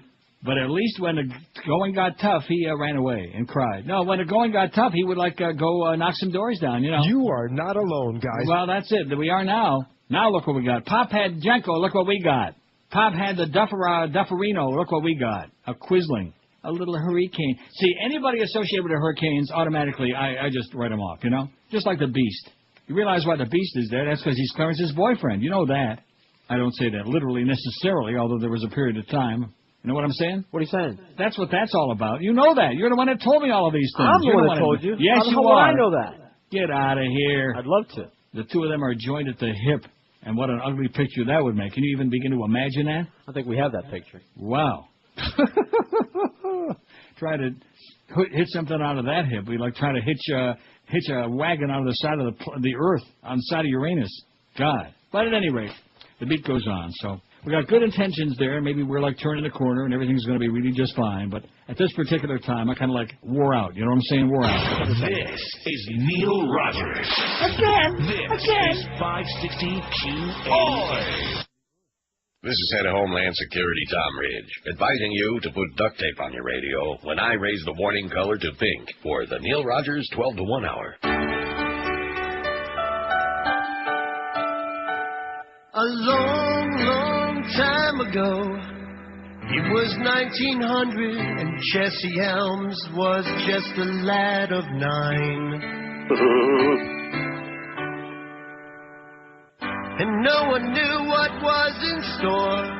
Just ended the Spanish-American War, so they partied like it was 1899. All right. There were events that made you shiver, but there were times we did deliver a promise that was kept. With that famous one small step, I can't remember each event or everything that man did invent. A century we will present, and this is how it went. My, how the time it did fly. Since it started, some departed, many tears we did cry. For the century, it's time that we say goodbye. It all happened in the blink of an eye. 100 years have gone by. It all started when two guys were right, when they put an airplane into flight. And the start of radio. Sigmund Freud had his mom to thank, and quantum theory and Max Planck and the Titanic. That story we all know. Well, World War I, it soon began with shooting Archduke Francis Ferdinand. Millions died from the flu. Plastic, it was brand new. And then Russia had its revolution. Panama connected both of the oceans. Monopolies we won't see again. 100 years gone by, and we were singing my, how the time it did fly. Since it started, some departed, many tears we did cry. For the century, it's time that we say goodbye. It all happened in the blink of an eye. 100 years have gone by. Albert had his relativity. They mass-produced a new Model T, and Lindbergh landed near Paris. Then some moldy bread gave penicillin, Wall Street and the Great Depression, and women would vote like you and me. And Germany's chancellor was sworn in, and World War II would soon begin. Made Europe sovereign land. The Project Manhattan evolution trial in Tennessee. We caught our first look at TV. Then the day that lives in infamy. 100 years gone by, and we were singing my, how the time it did fly. Since it started, some departed, many tears we did cry. For the century, it's time that we say goodbye. It all happened in the blink of an eye. 100 years have gone by. Franklin, Winston, they will soon be winning, starting with the D-Day invasion. But at what an appalling cost. In Russia, no one did defrost, and Germany, they finally lost. Discovered the horrors of the Holocaust. Man, little boy, Enola Gay changed the whole world on that very day. NATO had just begun, and China ruled by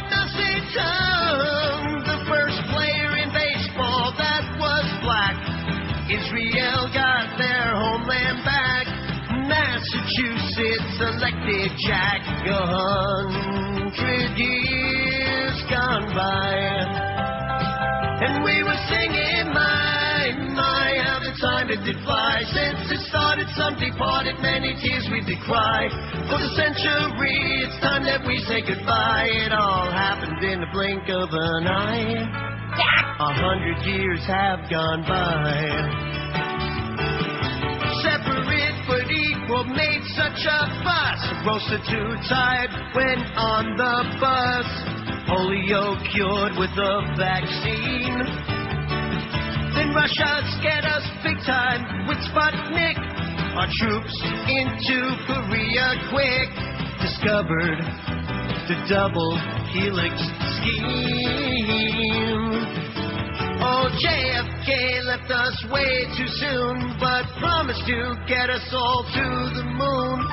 Yuri is first in space.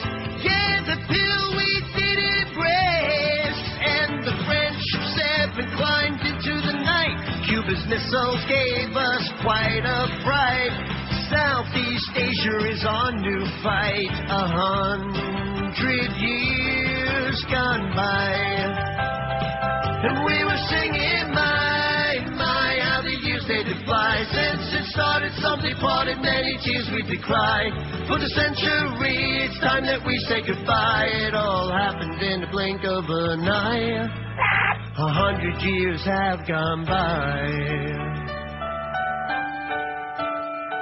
Neil's giant step was the big news. Roe vs. Wade gave women right to choose. Nixon resigns about Watergate. Got the troops out of Vietnam. Had hostages taken by Iran. And a virus made us too scared to go date. A test tube babies held aloft. Some guy named Bill started Microsoft. Cube. Chernobyl explosion. The Berlin Wall gets broken. The USSR says goodbye. Some students in China, they did try. 7 died in the Florida sky. 100 years gone by. I'm dying over here.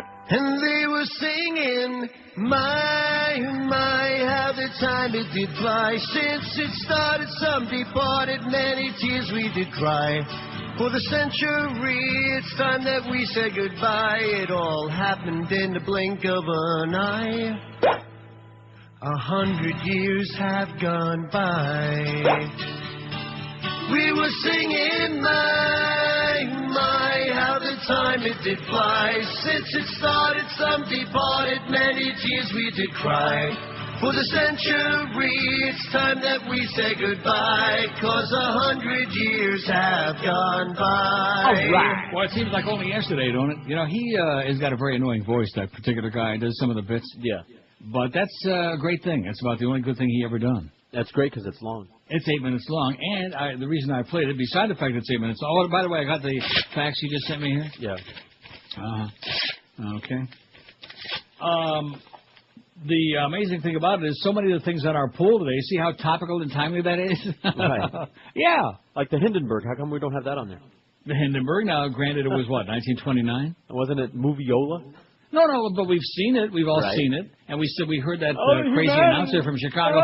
No, from New Jersey. I'm sorry, it was in Jersey, right? And the announcer was, "Oh my God, this is the worst thing I've ever seen." It sounded like almost like Joe Zagacki, so hysterical, like the Canes just scored a touchdown. Oh, I see the Canes lost on one of their big prospects to a Pennsylvania. Don't forget, you can't spell scum without UM. Okay, let's see. The most incredible thing you've ever seen on TV. I don't want to read that whole list here. I just got through doing that. So you're bad. That's because you sent me that fax. My bad. I can't take it no more. You know, you reach a saturation point. I think that all of us in life, we have like an aggravation meter in our brain. You know what I'm saying? In other words, a quotient. And when it's like filling up a gas tank, when it gets full to the brim, when you like start topping off the tank, it like starts spewing out. You know what I'm saying? Like spilling over. Mm-hmm. And I think I got spillover today from that crap. Spilkis? Spilkies and spillover. Fort Lauderdale firm accused of selling cell and phone records via website. Oh, my Here we God. go with that crap again. Take all these people and put them on death row, okay? And, you know, talk about larceny in people's hearts. I'm so sick and tired of this crap. I mean, everybody's bellyaching about the government, and rightfully so. The government is listening on your conversations, and they're opening your mail. Well, how about all these companies that are, like, selling your private information, for Christ's sakes? The State Attorney General's office today sued a Fort Lauderdale corporation and its officers, alleging the firm improperly sold confidential cell phone and telephone records through its Internet sites. The firm, First Source Information Specialist, Inc., is accused of providing its customers with confidential telephone calling records of unsuspecting consumers, the Florida Attorney General's office said in a prepared release. The suit was filed in Leon County Circuit Court. Ever been in Leon County? Not that I can recall. That's Tallahassee, ain't it? Must have. Long time ago. Remember Leon? No. Who was Leon? Wasn't there somebody named Leon? Think about it. Okay. The state claims First Source deceived telephone companies by impersonating either customers or company employees in order to obtain the personal calling information in violation of the Florida Unfair and Deceptive Practices Act and civil conspiracy laws, the release said. Oh, if we have a Florida Unfair and Deceptive Practices Act, how can the Beasleys be in business? I'm sorry. An undercover investigation by the Florida Public Service Commission confirmed that the website should offer to sell a list of calls made from any given phone number, including cell phones.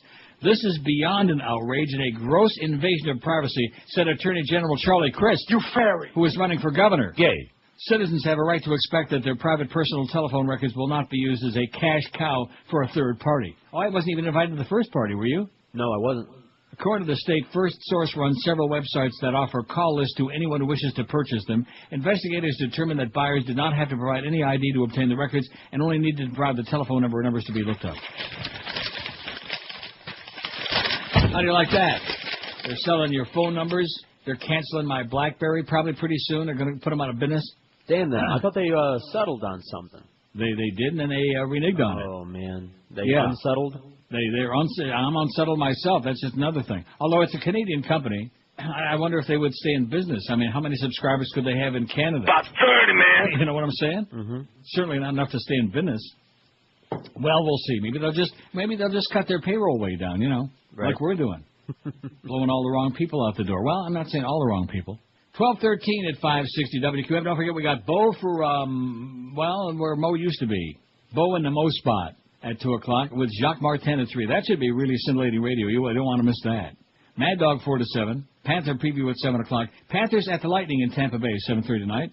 Must-win game. If they don't win this game tonight, bye-bye. And meanwhile, on 1360, we got the Canes, baby. It's the Canes. You got to say it right, the Canes. Hurricane warm-up on AM 1360 at 8:30. 9 o'clock, it's the Canes and Virginia Cavaliers basketball. Any interest? No. Remember they were bellyaching, we got to have the on-campus arena. That's why we're not drawing flies. And they built the on-campus arena, and guess what? What? They're not drawing flies. Although if they just open the doors up. Eddie K follows Panther hockey on QAM. The other thing's on 1360. Even Sid Levin is blushing about that. It's that time of the year again for New Year's resolutions, and probably the most popular resolution of all is lose some weight. Lose some weight. Remember Anne Bancroft screaming at the funeral at the beginning of Fatso? Yeah, she's pounding on the casket. A tisket, a tasket. She's banging the casket. Anyway, this year we're going to help the Beast stay alive and help him get ready for his wedding day, providing him with great gourmet meals from Balance for Life. And by the way, Beast, this is your food for the whole day. Not in addition to the other stuff you eat all day. This is your food for the whole day. What could be easier than getting 3 delicious gourmet meals and 2 delicious snacks delivered every day right to your doorstep in a little black sack and still lose weight like crazy? So forget about joining a gym and paying a fortune for that, fighting the traffic, and taking showers with strangers. Just sign up for Balance for Life. Every week they give you a menu of meal selections. You pick out the stuff that you want, and they do all the work preparing for you according to the Zone Diet, the fantastic, most delicious stuff you've had in a long time. And because you're getting 5 feedings a day, you don't feel deprived or depraved. You're not starving all day, so it's easy to stay on it. You will lose a ton of weight. So get with the Zone with Balance for Life. Call them right now. Mention that you heard it on the Neil Rogers Show, or just mention QAM, and get 2 free days of food this week from Balance for Life. Call 1-866-225-4543. That's 1-866-225-4543, or on the web, it's balanceforlife.com. This is Neil Rogers. This is 560 QAM. Neil Rogers is my lover. Well, congratulations. Get a life. And now the League of Retarded Citizens will perform their rendition of Green Onions. Don't make fun. They worked very hard for this.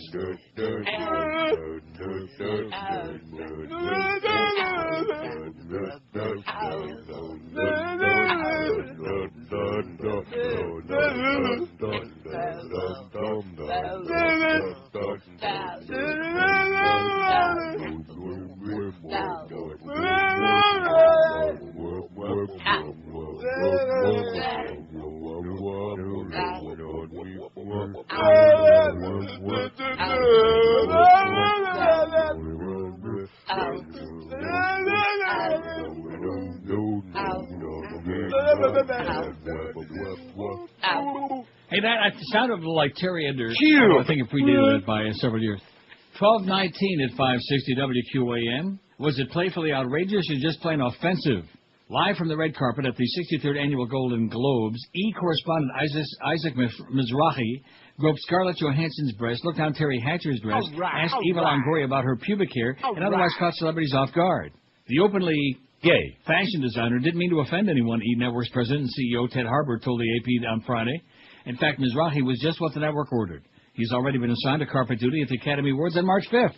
I hired Isaac because I felt the red carpet work on television, not just on E!, had become predictable, staid, and frankly boring. What I wanted is somebody who'd bring surprise, Harbert said. Well, I wonder if he's going to goose Brad Pitt. But whether the State American Academy of Motion Pictures, Arts, and Sciences will take kindly to a repeat of Mizrahi's Golden Globes behavior on its own red carpet is another question entirely. I have no idea what plans E! has on Oscar night. If they're suggesting they would do something similar on our red carpet, we'd have some good discussions with them, said Academy spokesman John Pavlik. I can predict we'd be extraordinarily angry if that happened on our carpet. I can't predict what we would do afterward. I'll bring them both of my dogs. I'll bring them back to life and wait till you see what they're going to do on your carpet. They'll need dry concepts in there. Look at that coming up in the next break. What a lead in. You know, I'm angry that it wasn't me squeezing Scarlett Johansson's breast. Well, there you go. Too bad. Maybe if you were, it would help. Maybe then she wouldn't be intimidated. Got some bad news from Palm Beach. Dead guy. Yeah. An 82-year-old man drowned in a swimming pool this morning with his elderly wife nearby, but unable to do anything about it other than call for help. The Palm Beach Sheriff's Office said the elderly wife called 911 for help at 9:28 this morning after her husband went into the pool at their home in the 10,900 block of Boca Woods Lane, which is west of Boca. Well, I wonder who that might be. The wife told dispatchers her husband was drowning in the pool, but she couldn't do anything to help. I wonder if she had, like, her foot on his head. Or maybe she just used the fish net. The strainer. What do they call those nets? I mean, not a fish net. What are they, the nets that they clean the pools with? Yeah, the pool cleaning net. The pool cleaning thing. Deputies said the man died at the scene. They also said they were treating the death as accidental. An autopsy has been ordered, however, to determine the exact time and cause of death, and the investigation continues. Well, maybe she just tired of the old goat. Maybe she wanted to live it up. Here's a little more of the skinny, or the chubby, as the case may be, on that story about WB and UPN. What's the show on WB? Hot Brothers? Supernatural. Supernatural. You never heard of it? No. Josh? No. Well, see? I'm opening up a new avenue for you. You might actually like the show. Forget about the fact the guys look good. I'll give it a shot. Yeah, it might be pretty good. It's a pretty good story. I guess it's kind of like like a nighttime soap opera, something like that. Warner Brothers and CBS Corporation announced plans today for the creation of a new broadcast TV. I didn't know. It shows you I'm out of touch, like Tom Jicha says. I didn't know that CBS had anything to do with Warner Brothers or UPN, did they? Okay, I guess they do. Oh. Never thought about it. A new TV network called CW that would replace WB and UPN in the fall of this year. The new broadcast network will draw on programming from both WB and UPN and be a joint venture between Warner Brothers and CBS, with each company owning 50%. The new network will serve the public with high-quality programming and maintain our ongoing commitment to our perverse and diverse audience, said Les Moonves, the Moon Man, chairman of CBS. Primetime programming will target the profitable 18 to 34 age group, officials of Warner and CBS said. The new network will broadcast such UPN shows as America's Next Top Model, Veronica Mars, Everybody Hates Chris, as well as the WB programs Beauty and the Geek, Smallville, and the Gilmore Girls. It doesn't say a damn thing about the supernatural crap. How do you like that? Maybe they're superstitious. Is that what it is? That is really sad. Everybody Hates Chris is what it said? He doesn't know Chris. Oh, I see. Well, maybe that's why they hate him. To know him is to love him. Boy, I'll tell you, we got the Bowmeister this afternoon. Then tomorrow we got Curtis on there. And then Thursday we got Geldy. And Friday we got Geldy again. And It's mix and max. It's the old smash. It's the old mishmash. And I guess the reasoning being is that we can't drop below a 1-1. In other words, if we just have the transmitter on going like, 60 cycle tone, we still got to break a 1-1, wouldn't you think, on this station? I would imagine, right. Yeah, we're breaking it. Although I think Greg already did that. Oh, the Senate Judiciary Committee approved the nomination of Sam Alito, and now it goes to the full Senate. What a shock. Is that a shock? No. A surprise? No. Lord. Yeah. There's Pat Leahy. He said, F you too, Dick Cheney. And there's Arlen Inspector, whose hair's growing back. He's still looking for that magic bullet on the stretcher. Oh, speaking of this stuff, good timing. Thank you. How come you're not taking all those great calls? WQAM, hello. Hey, what's up? Yes, sir. Yeah, just wanted to talk to him about Supernatural real quick. You're talking to him. I'm him. Oh, hey, what's up, man? Yeah, that's a great show, man. It's pretty good. How long has that been on? Probably like 2 months, maybe 3 months, I think. It's up there. It's been like 8 episodes or so, but it's a great show, man. Right. I think it's pretty good. It captivated me. I forget what the story was about. I think it was 2 weeks ago, but it's pretty interesting. Yeah, I like it, man. And plus, you said they're two handsome fellas. I'll go along with that. Okay. I think his boyfriend was calling in there. Did you hear the other call waiting? It was the other gay cowboy. Get out of here. Oh, and did you see, there was a clip, actually I didn't watch any of it, that 2-hour marathon borathon at Bush.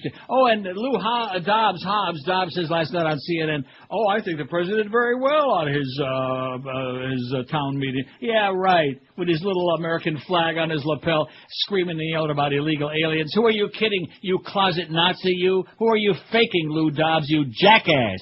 You lunatic. You fairy. God. Now, what that was... Oh, and so they showed some clips on the news, and some smart ass there was Kansas State, and they asked him, have you seen Bareback Mountain yet? He said it right now. I saw that clip. Did you see that clip? Yeah. And he stood there, and they're all chuckling. I haven't seen it. No, he asked him, what do you think about it? Yeah, I haven't seen it. Yeah, he was probably thinking to himself, you fairy. And actually, they showed some clips in the audience during the news, and because of the fact it was stacked with mostly Bush liquors, as a result, it was all, hey! But you could see a couple of kids, college kids in the back, boo, like that with their hands clasped, but you couldn't hear them, Mm-hmm. And that's the way it is. Another staged event by your fascist president. Anyway, speaking of Sam Alito, this is a good lead-in. At the historic swearing-in of John Roberts as the 17th Chief Justice of the USA last September, every member of the Supreme Court except Antonin Scalia was in attendance. ABC News has learned that Scalia instead was on the tennis court at one of the country's top resorts, the Ritz-Carlton Hotel in Bachelor Gulch, Colorado, during a trip to a legal seminar sponsored by the Federalist Society. Not only did Scalia's absence appear to be a snub of the new Chief Justice, but according to some legal ethics experts, it also raised questions about the propriety of what critics call judicial junkets. At least he wasn't duck hunting with the Vice President. Just wait. It's unfortunate, of course, that's what kept him from the swearing-in was an activity that in and of itself is dubious ethical propriety, said Stephen Gillers, an NYU law professor who's a recognized scholar on legal ethics. Scalia spent 2 nights at the luxury resort lecturing at the legal seminar where ABC News also found him on the tennis court, heading out for a fly fishing expedition and socializing with members of the Federalist Society, the conservative activist group that paid for the expenses of his trip. At a press conference almost 2 weeks later, Scalia was not inclined to tell reporters his whereabouts during Roberts' swearing-in. I was out of town with a commitment I couldn't break, and that's what the Public Information Office told you, he said. It doesn't matter what it was. It was a commitment I couldn't break, he continued with question further. How do you like that? What a crock of crap. What a bunch of crooks. The fascists have taken over, and you heard it first right here on this show that nobody knows about. Best kept secret in the USA, the Neil Rogers Show, where you can't even get paid on payday. That's how shabbily they treat us, like crap. Like garbage, like the stuff you scrape off on the bottom of the barnacles, you know? You know the barnacles on the bottom of a ship? Yeah, what about them? Well, whatever the slime is underneath the barnacles, that's the way they treat us, just like that slime. Ooh, don't you feel like unclean? Yeah, well, I'm used to it by now. Every time I look at that check, I feel unclean. 27 past noon at QN. Of course, you can't look at it until you got it. I'll tell you what will make your carpets clean, as opposed to unclean, and that's Dry Concepts. The best in the world. I've been telling you about these people for about 100 years now, and the reason being that I use them myself. I've used them in my homes for over 20 years, and you've got to be crazy to call anybody else. And this year, Dry Concepts wants to make your life a lot easier. During the month of January, Dry Concepts is encouraging everybody to take advantage of their outstanding maintenance contract. Dry Concepts maintenance contract offers you savings like crazy and real peace of mind, too. Enjoy the benefits of their plant carpet dry cleaning service. Not only will you save 50% off their regular prices, but you'll also enjoy the added benefit of knowing that Dry Concepts will be there anytime you need them. Dry Concepts is dedicated to the clean carpet approach instead of the common clean, dirty carpet approach. Don't be fooled by those scamsters, those 1995 specials that leaves your carpet schmutzy and soaked for days without treating the real problems. You made a big investment in those carpets and your upholstery drapery. Let Dry Concepts protect that investment and make them all look just like brand new. Their staff is fully certified, their service and standard unmatched anywhere. So take the worry out of having your home sanitized all year long with Dry Concepts maintenance program. Call them toll-free today and tell them that old Neil told you to call, and I do emphasize old, 1-800-248-5071. That's in Dade, Broward, and the Palm Beaches, by the way, toll-free. 1-800-248-5071. Nobody nowhere does it like Dry Concepts. This is Neil Rogers. This is 560 QAM. Public, baby. Only in Miami. Who sounds like a moron? Every time he speaks. It's the way God wants it to be. Wants to take a city and cover it in sweets. Ray Nagin can. Ray Nagin can? Ray Nagin can. Ray Nagin can, 'cause he wants to make New Orleans taste good. And I don't care what people are saying. Sounds like Jesse Jackson. We as black people. His comments are bizarre. Surely God is mad. He compares the locals to a Willy Wonka farm. Chocolate. Ray Nagin can. Ray Nagin can? Yes, Ray Nagin can. Ray Nagin can, 'cause he wants to make New Orleans taste good. It's time for us to come together. It's time for us to rebuild a New Orleans, the one that should be, uptown or wherever they are. This city will be chocolate, a chocolate New Orleans.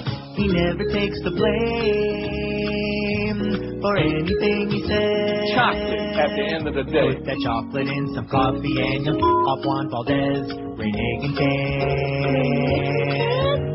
Ray Nagin can. You know I can. Ray Nagin can, 'cause he wants to make New Orleans taste good. You can't have New Orleans no other way. It wouldn't be New Orleans. And you notice how that story just vanished again. I mean, if the mayor of Minnesota would have said, we want to make Minneapolis, mayor of Minneapolis would have said, we want to make Minneapolis a vanilla city, there would have been such a hue and cry. They'd have been screaming bloody murder. You know, every organization, the NAACP and you name it, they'd have been there just carrying on like crazy. Yep. Jesse Jackson would be there flapping his arms up and down like a chicken in heat, right? Like a chicken Aruba? Exactly. But no, here's this dodo bird in New Orleans talking this crap, and then the next day he tries to water it down. He really meant more like mocha, light mocha. Stirred some milk into it. Yeah, that's right. He stirred a little cow's milk into it. Yeah, that's vanilla. And by the way, we'll see you over at the Civic Center and at the Superdome. Right. Man, you talk about the blind leading the blind between him and Mary Landrieu and your president and Brownie Brown and the guy from Homeland Security. What's his name? That loser that with a mustache looks like Hermann Goering. Oh, Skeletor Chertoff? That's the one. No, Hermann Goering was fat. He looks like Joseph Goebbels with a mustache. Although Hitler had a much more interesting mustache. Not a good one, but more interesting.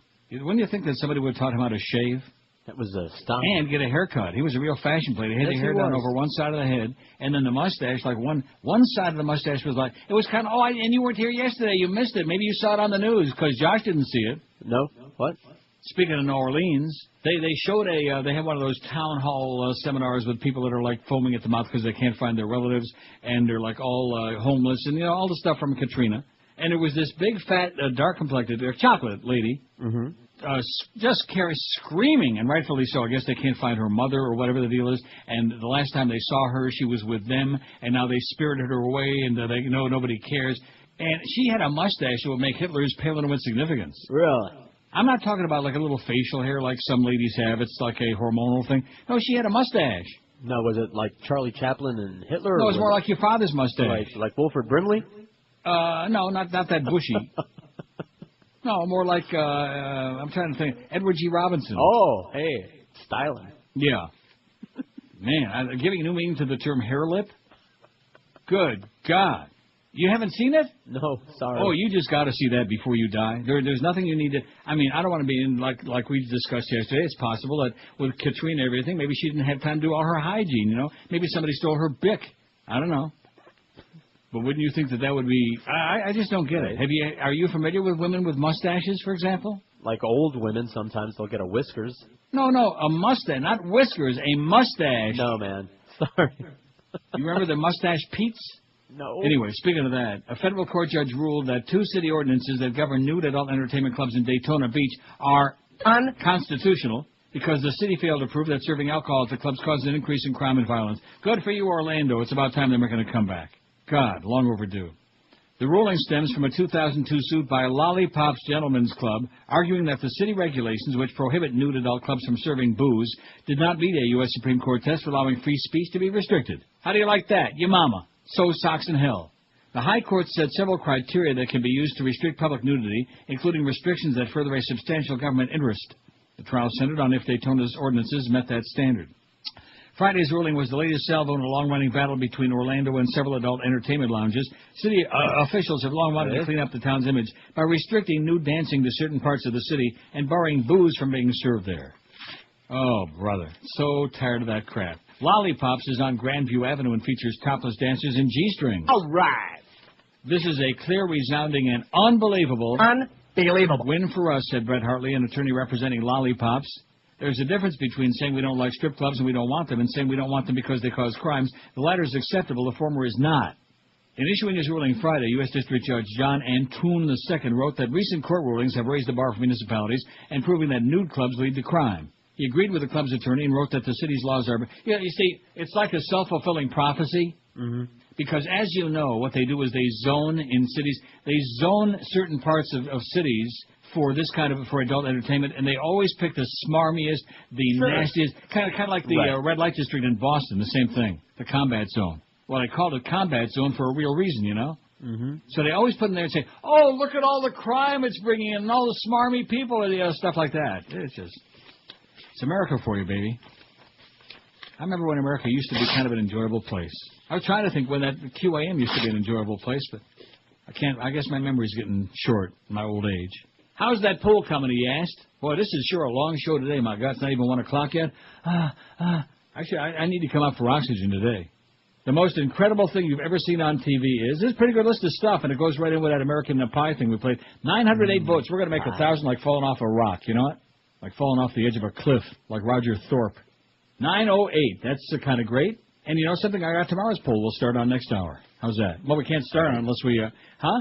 Right. Well, we did this yesterday. Now, how do we do that? Josh typed it up and sent it to Eric. Yeah. And thanks again. Huh? Yeah. And thanks again to Sean for sending us a few interesting... Keep working on it, Sean. Don't stop now. You want to know tomorrow's poll before I read today's? Okay. How about the one for a week from Wednesday? That'd be better. Here's tomorrow's Whose Enthusiasm is Most Annoying? And here's the real list I got. Now, see, Sean said, aside from religious nuts. Well, why aside from religious nuts? Exactly. Why exempt them?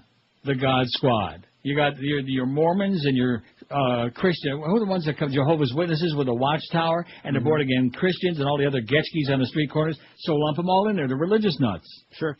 Assorted nuts. Trekkies. All right. Recovering alcoholics. Ooh. Like used to work at PAX in there. Right. PC gamers. Political junkies.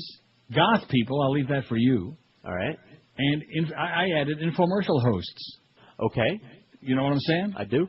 Hey, this is the greatest piece of cake. And they're all like just bubbling over at the mouth, foaming, including that one cross-eyed bitch that's on her half the time with the Juicy Man. And by the way, speaking of the Juicy Man, Jack LaLanne just turned 110. This is Neil Rogers. This is 560 QAM. The Ron Radio Network.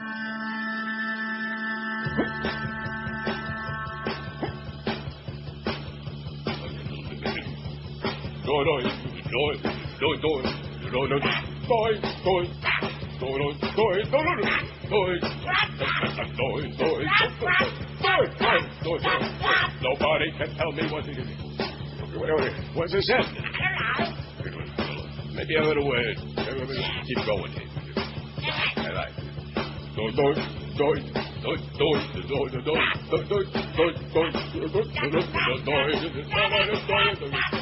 It's all your fault. This is not anything. It's a conspiracy. That's right. Faggot ought to put you up for this. Yeah, for getting me back to the pizza pie. Why, you little liar.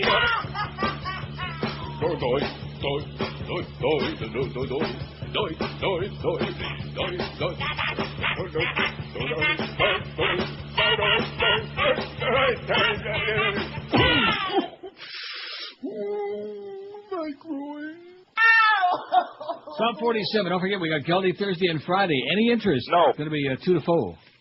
It's kind of the mix and match hour, 2 to 4. Now, did you fax that thing to Eric? Because I tried faxing him in the poll and his line was busy, so I'm assuming you were faxing him something? No, I was not. Well, shame on him then. So how are we going to do this then? Keep trying, or you can fax it to me, and I'll make sure that he gets it. Yeah, just like that paycheck. Okay, I'll fax it to you right now. How's that? Okay. Just like that timesheet.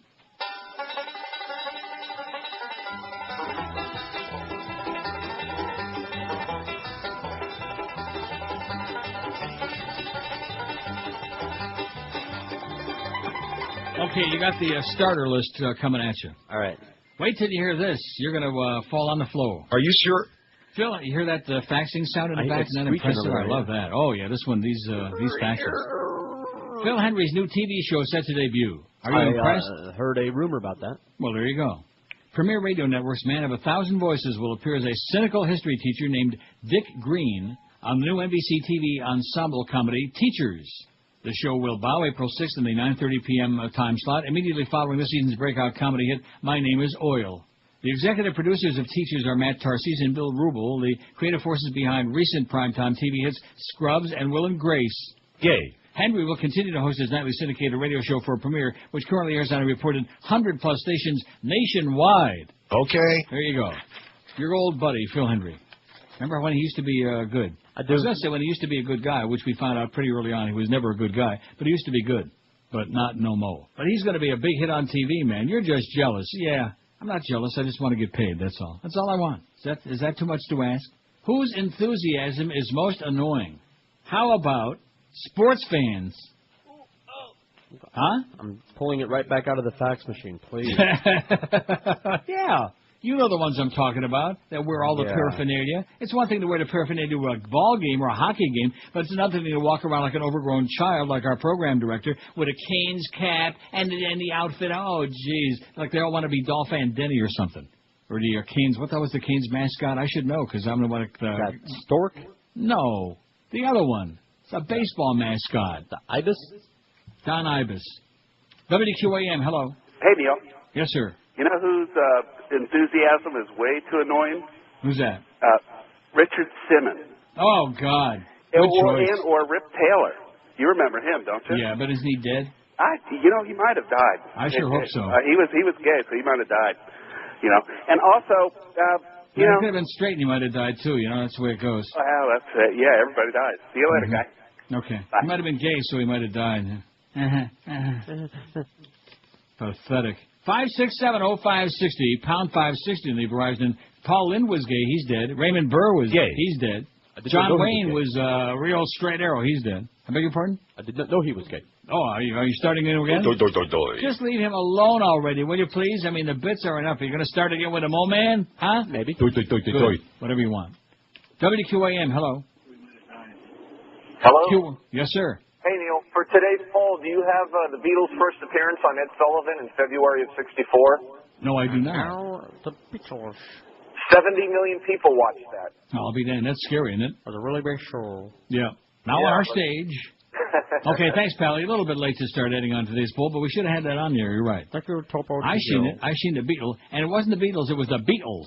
That's the way Ed Sullivan said. Ed Solomon. The Beatles. Here on our stage. You got to hand it to him, man. There was a guy with no talent. He was like a writer, a newspaper writer in New York. No and all talent. of a sudden, your show of shows with, I beg your pardon? No neck. No, it wasn't the show of shows. That was Sid Caesar. It was the Toast of the Town. Wasn't that it? Yes, the Ed Solomon show? Wait 30 seconds. Poke O'Brien will tell us. And then Senior Wences was on there, too. Sarai. And he had Elvis, of course, that we could only photograph him from the hips up. You may find that most amusing nowadays, but it happens to be true. Elvis's first... he was a hipster. He was a hipster like somebody else we were just talking about. Not quite that hip, though. It was a ding-dong daddy. WQAM, hello. Hey, Neil. How you doing, Pally? Okay, sir. Hey, you guys were a little mustache intensive last segment, huh? Yeah. With the girl from New Orleans, Hitler, and all. That's a poll. Who has the best mustache? Oh, we've done that. Have you done that? The best mustache? Or the best mustache. How about the most unusual mustache? Well, you could do that. You got Hitler, you got Stalin, you got Frank Zappa, you got a Who was lot the of comedian mustaches. that had like the long, a zillion years ago, even I'm not old enough to remember that, had that big, long, curly Q mustache? Oh, God, Snidely Whiplash mustache. Something like that. That's what I'm talking about. Yeah, that kind. Hey, Pally, have a great day. You too. Keenan Wynn? Who? Peter Wren? No, Keenan Wynn. I'm just Not guessing. Keenan. No, I'm talking about a long time ago. Keenan Wynn didn't have that kind of. But that's a good poll idea. I like that. Thanks, Pally. Your mama's mustache, right? Right. How about those mustache Pizza. All for me. Oh, who the hell was the Hurricanes mascot? It's a guy who used to be at South Carolina. He was called Cocky up there in South Carolina. And at the College World Series, I told Ron Fraser, I said, we ought to get that guy. John Ruth was his real name. Come on, Josh. What? He already told you that it's the Ibis, the real mascot. I don't know. No, that's not what we're talking about. Well, Don I Ibis. don't know what you're talking about. Ah, jeez. You better start hanging out with the other Josh more often. Get Hurricane intensive. You better know your cane trivia, mister, because you sure don't. Well, God. that is their mascot right now. So. Well, the one that used to be the mascot was he finally probably outgrew it, unlike Jay Rokeach and unlike Mike Rosenthal and unlike your program director. He probably outgrew it and wanted to grow up and go into the real world, you know? Was it a pelican? It was not a pelican. It was like I don't know what he was. Forget about it. That's what happens when you get old and feeble.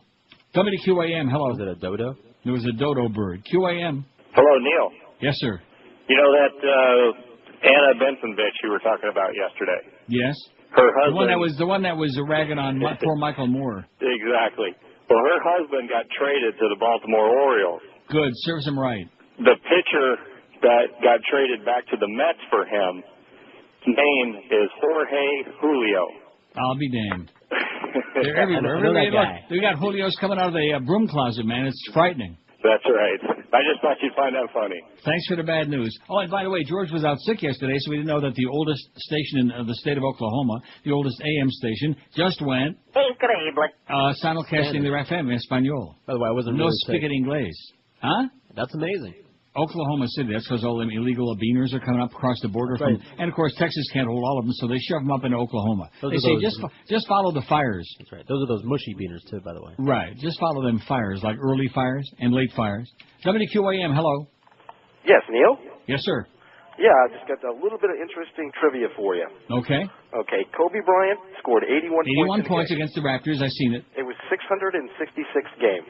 Wow. That's not the weird part, though. The weird part is it was his 150th without a rape charge. Excellent. Nice going, Pally. Only the Raptors could give up 81 points to one guy. That's beautiful. Yeah, no, we're supposed to admire Kobe. He's a really great upstairs. Well, we don't care if he's a slime ball, and maybe occasionally he has to dip that whatever. Can't say it. Sorry, Joyce. That was Can't fun say anything anymore. You know, it's bad enough that we're supposed to make magic here. We can't say squat. We can't play the fart sounds. We can't even fart like in our real lives anymore.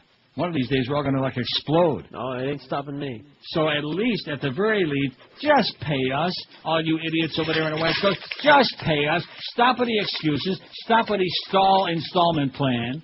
Just write the freaking check. This is I Neil can't do that Rogers. because This is I don't have the money. QAM. It's not just the 1 to 2 hour, it's a phenomenon. He's a superstar in the NBA, but he went too far on the fateful day. When he called her to his suite, she was shocked as hell. He was hanging to his feet, he could ring a bell. So he ate the fruit, and they had a kiss. That's what things got weird. He said, look at this. And as he said, she said, that they both looked back. On the outside, she's lucky it wasn't Shaq. Can't keep it in his hands. Can't keep it in his hands. That day in Eagle, Colorado, he won the Bad Blood Lotto, but now he's changed his motto. No more hoochie coochie.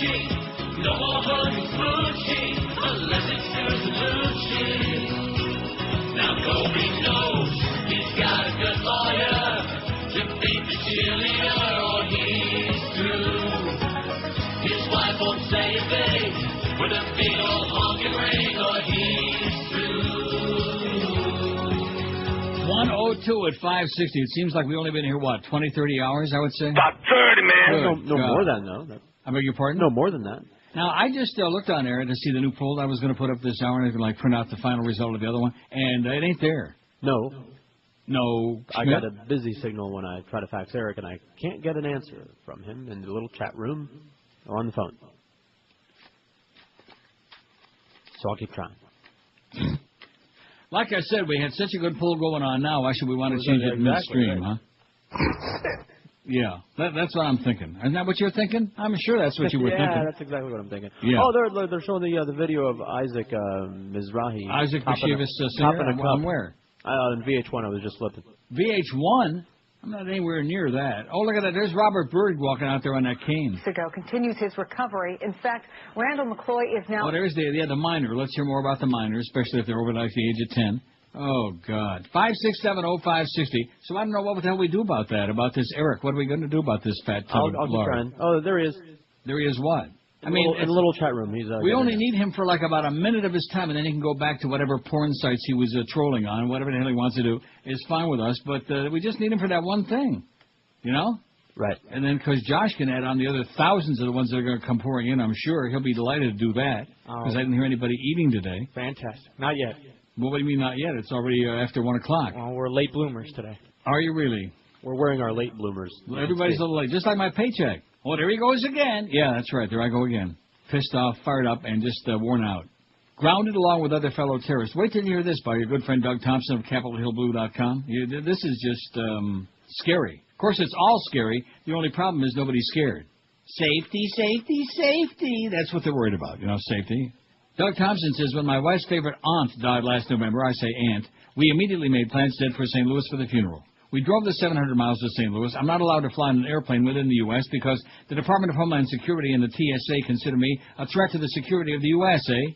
Yep, I'm on the official no-fly list along with some 80,000 other Americans. Most people don't learn they're on the list until they get to the airport and attempt to get a boarding pass. I'm lucky. A longtime friend who works for an airline tipped me several months ago that I'm on the list, so I don't even bother trying to fly. Those who don't know in advance are allowed to buy an airline ticket and often make the long trek to the airport, only to be told that they're not allowed to board a plane and must call an 800 number to see if they can be cleared to board the plane. Some are, some aren't, but the process takes so much time that many who are cleared end up missing their flight anyway. As a known enemy of Uncle Sam, I've got a lot of co-conspirators, U.S. Senator Edward Kennedy, Representative John Lewis, Democrat of Georgia, even actor David Nelson from The Adventures of Ozzie and Harriet. Each found themselves having to prove they're not terrorists before getting on a plane. But my favorite partner in crime is Edward Allen of Houston, Texas. Edward is a really dangerous man, or a boy anyway. Edward is 4 years old and was stopped along with his mother when they tried to board a plane over the holidays. You guessed, little Eddie is on the list, another threat to the peace and security of the good old USA. Is this a joke? Eddie's mom told Continental Airlines agent, as out of all places, Bush Intercontinental Airport. You can tell he's not a terrorist. But Continental's agents weren't laughing and told young Eddie he would have to be cleared by the TSA before getting on the plane. They allowed him to fly, but he and his mom went through the same process when they tried to fly back home to Houston. I know the government's trying to protect because of the terrorist attacks, but common sense should play a role in it, Ms. Allen said. I don't think he should go through the trouble of being harassed and hindered. Senator Ted Kennedy understands what little Edward had to go through. He had to make multiple phone calls to get his name off the list. So did Congressman Lewis of Georgia. It takes a powerful U.S. senator that much trouble to get off the list. An ordinary person is doomed, says John Soma, a professor of computer and technology law at the University of Denver and executive director of the Privacy Foundation there. We still don't have a mechanism to ensure that the government's no-fly list is accurate, Soma said. The only way you can get your name off is if you're Senator Kennedy. He calls up somebody and says, you're not going to get your money next year, but what about the other 280 million Americans? The TSA won't tell anybody why they're on the no-fly list. That they claim is classified. Yet the list seems to carry a lot of names of people whose only crime is being critical of the Bush administration or the war in Iraq. People like Democratic senators or congressmen or James Moore, co-author of Bush's Brain, the best-selling book about Bush and Karl Rove. Moore found out he was on the list when he tried to board a flight a year ago. He hasn't been allowed to fly since. When he tried to find out how he got on the list, he was told that information wasn't available to him. I've been on the no-fly watch list for a year, Moore says. I'll never be told the official reason. No one ever is. You can't sue to get the information. Nothing I've done has moved me any closer to getting off the list. There were 35,000 Americans in that database last year. According to a European government that screens hundreds of thousands of American travelers each year, the list they've been given to work from has since grown to 80,000. So much for the land of the free, says poor old Doug Thompson, who had to drive 700 miles to St. Louis to a funeral. How you like that? I don't. Is that pathetic or what? Pretty sad. Yeah. Too bad they don't put Clarence on that no-fly list. Then he might stick around for a little while. Although I'm not sure that's a plus. Maybe we ought to take that poll in the next hour. Who ought to be the program director, Q? And what about Lenny Martez? At least maybe keep him off the air. Okay, here's the finally. Nice going, Eric. Now go back to your porn sites, okay? Please, go back to your lunches. He was probably busy doing some business, okay? I mean, he's not making any money from us, especially since we had to dump that beaded curtain thing off of there, speaking the land of the free. Oh, well, if you don't have the birth date and the exact size of her boobies and the day that the picture was taken and the time of day and what kind of camera was taken with, you know what kind I think it was taken with? Browning? That's the one. Heck of a job. Here's the final poll, baby. I'm printing it out right now. There it is, the one for today. Oh, look at this. It goes on to another page. How the hell is that possible? The most incredible thing you've ever seen on TV is we got 970. Oh, see, what a shame. We got 976. Should I let it go to 1,000? No. What difference does it make? Why do you get so whipped up about that 1,000? I don't know. Sorry I ever talked you into that. 9/11 attack, 614, 63%. That's numero uno. Neil Armstrong walks on the moon, 67. The Challenger explodes, 60. Jack Ruby shoots Lee Harvey Oswald, 54. JFK assassination's got about 30, man. 2000 election count. See, the JFK assassination, I mean, haven't anybody seen the Zapruder film about 1 million times? And the whole thing about the grassy knoll? Have you ever had a grassy knoll? Yes. Okay. Grass on the rectum. Ass. 2000, that's a grassy mole. 2000 election count, 25. O.J. Bronco chase, 14. Alien guy. I mean, everything else is like minuscule here. Mm-hmm. The Alien rescue, 12. O.J. trial, 12. Katrina floods the Gulf Coast, 11. Turned everybody white. L.A. riots, 8. Virgin Mary on a grilled cheese, 6. Columbine massacre, 6. Waco shootout, 6. Clinton impeachment hearings, 5. Watergate hearings, 5. Bombing of Baghdad, part uno, 5. Bobby Riggs plays tennis against Billie Jean King, that big old bulldog, 4. Janet Jackson's booby flap, 4. Oklahoma City, una bamba grande, 4. Geraldo gets busted in the nose, 3. Got bus up. Columbia shuttle break, bus up over Texas, 3. Rodney King gets bus up in L.A., 3. A lot of people getting bus up. I thought busing was illegal. John Lennon assassination, 2. The fall of the Berlin Wall, 2. Robert Kennedy shooting, 2. Sarasota woman kills herself on the air. Blows her brains out, 2, including Suds Coleman. He's never been the same. Ronald Reagan gets shot, 2. Princess Diana dies over here, 2. Shock and Awe Iraq Part 2 has got only 2. JFK Jr.'s plane crash finally got 1. And none for Andrew Cunanan in that whole episode on the beach. John Stossel gets smacked by Dr. D. Has got the big Shinehead O'Connor rips up a picture of the Pope. We applauded heartily, but it was nothing shocking about that. And the Value Jet plane crash in the Everglades has also got the big nothing. Remember that with a clown on the side of the plane? Right. Nothing funny about that. Okay, change it. I'm changing it right now. Oh, what a feeling of power, you know? See, this lets him off the hook for old time's sake, because now he doesn't have to worry about this pain-in-the-ass stuff until the show tomorrow. Eric ought to be pleased as punch about this, wouldn't you think? As punch. Yeah, Hawaiian punch. Okay, whose enthusiasm is most annoying? Now, this is tough. Religious nuts, Trekkies, recovering alcoholics, PC gamers, political junkies, goth people, infomercial hosts, or sports fans. It's a real tight race in my brain, but I'm voting for religious nuts. Even though sports fans is right. Just balance it out. Because to them it is a religion, see? Right, I'll vote it for sports fans. I don't blame you. Especially the sports fans pretending to be program directors. Religious nuts annoy me much more, but, you know. Huh? The religious nuts annoy me more, but the sports fans annoy me more often. How's that? And that's because you work on this station. Otherwise it wouldn't be. That's correct. That's because you probably, in your crowd, you probably don't know any of them. Any what? Sports? Sports nerds. Oh, well, I got some. Do you really? Sure. Just like the ones who call up, oh, your team lost the game. Yeah, screw yeah. I'll say this, I don't have any sports nerds or even like worse than here. that. Their team won the game, which is just somehow that makes them better. See, these people are Klingons. Their motto is... I have no line. So they're like Klingon. I mean, you know, everybody, if they're a sports fan, you got your teams you like and you root for and whatever they bet on. Those are the people I know. They're like Josh. They watch, they have a 5-minute conversation about it. That's it. Onward, upward. Yeah, that's how I feel. Like to make believes. I mean, who wants to care about them? I mean, they all lost 6 in a row. They suck. Hey, resolve yourself to a better night's sleep in 2006 by calling 1-800-MATTRESS. Nothing, and I mean nothing's got a bigger impact on your daily health, well-being, and productivity than a good night's sleep. Believe me, I know that for a fact. Trust me where I'm sitting my fat ass right now. If you don't get a good night's sleep, you can't do a show worth of crap. And you can get a good night's sleep tonight and for years to come if people don't drive you nuts from Dollar Mattress. All you have to do is make that one easy call, the easiest piece of shopping you'll ever do. Just call 1-800-MATTRESS right now. If your mattress is more than 10 years old or it's sagging, lumpy, bumpy, humpy, time for a new one. Choose from the complete line of all the top names in the mattress, the bedding business. Sealy, Simmons, Serta, King Coral, Tempur-Pedic, Stearns, and Bananas Foster. God, do I love Bananas Foster. It's so sickeningly sweet, it'll send you in a coma. Dial a Mattress takes same-day orders all day long from Kendall to Stewart, Palm Beach to Fort Myers, and you get to pick the time they show up. That's right. You pick the date and 2-hour delivery you want that mattress delivered, and they show up on time 99.7% of the time. I've been using them for years. They're the best. I know you'll be a satisfied customer, too. So start the new year off right with a new mattress from Dial a Mattress. Don't put off getting a better night's sleep one more minute. Get rid of that lumpy old mattress. Pick up the phone right now and just give them a call, 1-800-MATTRESS, or do your shopping on their website at mattress.com. Dial a Mattress, 1-800-MATTRES. Leave off the last S because it stands for stupendous savings. This is Neil Rogers. This is 560 QAM. Bill Nicole. In October, Sylvester Stallone announced Rocky VI. Then in early November, he announced Rambo 4. Now, the news Stallone fans have been waiting decades for. Sylvester Stallone is Rocky Balboa. How you doing? And John Rambo. How you doing? In Rocky VI, Rambo 4, Rocky versus Rambo. Hey, yo, Rambo. Hey, yo, Rocky. How you doing? How you doing? I'm doing pretty good. How you doing? Pretty good. How you doing?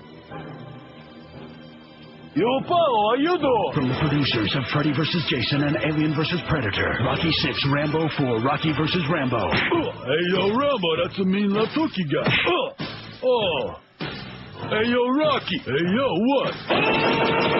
Rocky VI, Rambo 4, Rocky vs. Rambo. Absolutely, absolutely. Coming soon, going away even sooner. 117, we can only hope. Now, since that worked out so well, am I faxing you that poll for tomorrow, which is on there right now? Mm-hmm. Maybe I'll fax you my December talent sheet again. Okay. Well, I mean, practice makes perfect. What I'm going to do is I'm going to wrap it in a wet newspaper. Wrap it, yeah. And then I'm going to bury it under the backyard for like a month. Rectum. All right. And then I'm going to take a billy goat. Yeah. You want more? No. Okay. Walk it over to At a high-tech Naples. prison, would you shut up? At a high-tech prison opening this week, inmates wear electronic wristbands in Amsterdam that track their every movement, and guards monitor cells using emotion recognition software. It says the headline on the story, Dutch opened Big Brother prison. Those nasty, cheap-ass Dutch. Absolutely the refuse of the universe, the Dutch. Authorities are convinced the jail in Lelystad, quickly dubbed the Big Brother prison by the local press, represents the future of correctional facilities, cheap and efficient without coddling criminals or violating their fundamental rights. Detainees will be kept in 6-man dormitory cells. They'll do their own cooking, washing, organize their own daytime schedules via a touchscreen monitor at the foot of their beds. Kind of like what the mobsters have been doing for years, you know? They set them up in a kitchen, they cook the sausage and the meatballs and all that stuff. We hesitate to compare it to a youth hostel because the biggest part of being punished is that you've lost your freedom, Justice Ministry spokesman Hans Janssen said. Prisoners have limited choices for their activities. Electives include drug education classes and exercise, and they're locked in their cells at night. Unlike the Big Brother TV program, camera surveillance is limited to public spaces, not on bunk beds or in bathrooms. Oh, God. Just the thought of that, watching the Dutch on the throne. Cells are equipped with microphones that relay information to the prison's control center, where software analyzes sound volume and rhythm to alert guards when a violent confrontation between inmates may be taking place. Prison officials expect to save money. The estimated cost per prisoner is $125 per night, compared with $170 in other Dutch prisons. Because monitoring is easier, the Lelystad facility requires far fewer guards. I wonder if that's near Lelyland. La La Land. That's one of the stops on the train between Central Station and the airport, Schiphol. La La Land? Lelyland. No, that's the one you get to Amsterdam. That's La La Land. Peter Vleeming of the European Organization for the Protection of Prisoners' Rights said prisoners should be given more opportunity for self-improvement and job training, though he generally gave the prison positive marks. How do you like that? The Big Brother prison. Leave it to those guts. Hey, give them a little spanking. Tie them up, put on some handcuffs. Yeah. Some whips and chains, a little bit of spanking, put them in leather, send them down there on the Rue de Vaseline for some of those Wednesday night parties. 5670560, pound 560 on the Verizon and Singular Wireless lines. And look at those phones, baby. They're on fire, not. Whose enthusiasm, you know something, we ought to change the poll. Whose lack of enthusiasm is the most annoying? Like this crowd, don't you think? There's one for tomorrow. God. They're just, well, I realize I've been rambling on here, but good golly, Miss Molly. We should have 1,000 different categories on here. We ought to. Whose enthusiasm is most annoying? What do we got so far? Well, you know the religious nuts. That's why Sean said, aside from that. Right. That's okay. We knew that the 9/11 was going to win the TV thing. We didn't care. 43 votes, religious nuts 32, infomercial host 6, sports fan solamente dos, goth people 1, political junkies 1, recovering alcoholics 1, PC gamers and Trekkies don't have any. Of course, goth people I don't know any, so they can't annoy me. Well, they're not enthusiastic by definition. I see. They wear black and that's it. Yeah. They barely I was just reading about that during the break. Boring. Yeah. WQAM, hello. Hey, Neil, I didn't get a chance to vote yesterday. The most amazing show I ever saw was your show on Whammy a couple of years back. Yeah, uh-huh. Been nothing like it since. Yeah, thank God for that. Something? I just give up. On that note, I give up. Is that pathetic or what? Yeah, no comment. There's been nothing like it since. That was the worst piece of trash, the most embarrassing pile of garbage, the worst conceived put together. Not that you have to suck. Amen. Leave it to the Mad Dog to sum it up well. Licky, licky, licky. WQAM, hello. Hello. Mustache. Your mama. WQAM, hello. Neil. Yes, sir. How about that Tony Little guy? You can do it. Who's that? Tony Little? Oh, is that his name? About I don't know who that is. Tony Little? The guy, he's the exercise guy. I don't know who that is. I don't watch them exercise shows. You can do it. Oh, that one. Okay, put his ass on there. Oh, I'll tell you another one. How about Tony Robbins? Oh, the guy that's Tony 8 Robbins. feet tall with the 45 teeth. You know the one. Yeah, I do. I've seen him. The self-improvement guy, Tony Robbins, is as phony as a $45 bill. Man, he is so as fake.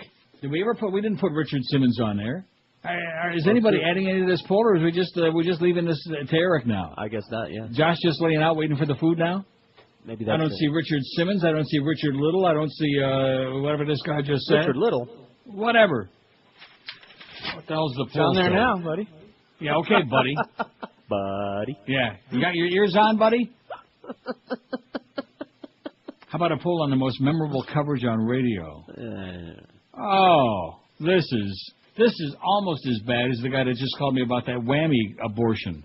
Orson Welles, War of the Worlds, the coverage of the Hindenburg disaster. Well, first of all, we've seen the recreation of those things, and the Rick Riley Alex Bennett confrontation. Oh my God! What have I always said about the radio of the talk show groupies? I forget. What have you always said? Oh God! I hate them. Can't stand them. I don't think there's anything worse in the world than a talk show groupie. They're in a category all by themselves.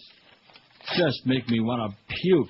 You know that Randy was using some of your drop-ins, and how come little Joey got let on the show and I was made to stand in the corner and cry? Oh, brother. WQAM, hello. Neil? Yes, sir. Hey, two things. Jerry Corona with the mustache. Jerry Colonna, very good. What a and member. And why did the husband of the famous Chili Finger case get 12 years and she got nothing? She got nothing? She got 9.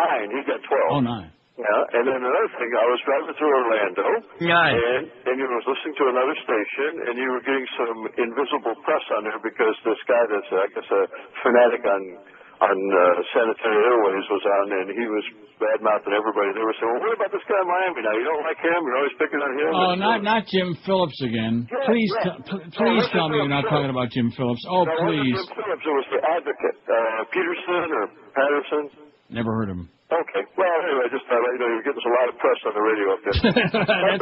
That's gonna make me a lot of money, man. That's right. Okay. Thanks. This might just be the kickstart your career has been That's right. For. This might jumpstart my pacemaker. God, just what the doctor ordered. Tony Robbins don't have any. Tony Little don't have any. Richard Simmons don't have any. That's probably because they just went on there. I think maybe Sean had a point. You know, Religious Nuts is going to get all the votes. But leave it on there. They deserve to get ripped. The Bible says, and the good book says, and we want to bring you the good news. Yeah, the good news will be when you get your ass off my doorstep and get out of here and never come back. That'll be the really good news, right? Right. God. By the way, don't forget, October 1st of last year, that new Florida law went into effect. Some jetski comes to your doorstep peddling religious crap. Just throw him away, because he is a threat to your mental health and your whole family, even your pets, even your cats. 26 after 1 at 560 WQAM. When you're shopping for shoes, what name pops into your mind? I hope it's Brandy's in Pompano Beach. because Brandy's in Pompano Beach has the unbeatable combination. They got people who really know your feet inside and out, make sure you get a perfect fit every time. They've got an unbeatable selection of all the top brands: Rockport, Echo, Florsheim, New Balance, SAS, Mephisto, and lots more. And like I said, Brandy's professional shoe fitters will make sure you got a customized fit at the right price every time. Their prices and selection are positively unbeatable. Brandy's even specialize in wide widths if you got big fat ones. Brandy's is worth a trip from just about anywhere in South Florida, so don't forget, for that unbeatable combination, comfort, style, fit, value, and selection, always think first of Brandy's shoes. They're at 1290 North Federal Highway in Pompano Beach. Brandy's is open daily, Monday through Saturday till 9, Sundays till 5. Every week there's another special value waiting for you at Brandy's, and this week it's Sperry Topsiders, both men's and women's styles. You'll save $10 to $20 extra a pair. Only this week and only at Brandy's Shoes in Pompano Beach. This is Neil Rogers. This is 560 QAM. George Bush doesn't care about black people. Charge after charge, the judge repeating all of the facts in the prosecution's charging documents, and him saying over and over again, yes, Your Honor, yes, Your Honor, yes, Your Honor. He's just a lobbyist who was given lots of gifts before. He's gonna be dismissed. They're gonna walk him through that prison door. Indicted for sure, Jack Abramoff. He ain't giving no innocent plea. He ripped the people off. He'll get what he deserves for conspiracy. I'm dying over here. Nice outfit, by the way, Jack. 131 at QAM. That mobster, that gaudy outfit he had on, that was very impressive. Federal health advisors voted yesterday to recommend over-the-counter sales of a weight loss pill now sold only with a prescription. How do you like that? All the fat people, including me, were always been looking for that magic peel. Right. Maybe it's right next to the magic bullet. GlaxoSmithKline Consumer Healthcare still needs the FDA approval. I guess they're going to have to send them a big bag of money, huh? Before it can sell a non-prescription version of Orlistat, a diet pill already marketed in prescription form as Xenical. The FDA approved the prescription version of the Fat Blocker made by Roche in 99. Fat block my ass. Go get a brick. Oh, God. Get a Mack truck. A joint FDA advisory committee voted 11-3 to recommend approval late Monday after a day-long hearing. The agency usually follows the recommendations of its outside panel of experts, but its final decision could take months. If approved, Orlistat would be the first weight loss drug sanctioned for over-the-counter sales. In 6-month clinical trials, obese people who took Orlistat lost on average 5.3 to 6.2 pounds more than did those who were given dummy pills. Oh, to have that Rick Weaver drop-in. You dummy. You got it. It's in here somewhere. Yeah. Glaxo wants people to use the pill for only 6 months at a time, but as an over-the-counter item, its use could not be policed. How is it? Well, we can get the diet pill police. The pill's effect ends once its use is stopped, said Dr. Julie Golden, a medical officer in the FDA Division of Metabolism and Endocrinology Products. A previous study showed a progressive weight gain in patients after they stopped using Orlistat. Golden said, "Get out of here with this fat blocker, my butt." Yeah. Sorry. That's exactly right. You tell him, Rick. God, he was good. Boy, do we miss him bad now or what? Yes. Huh? Absolutely. He was damn good.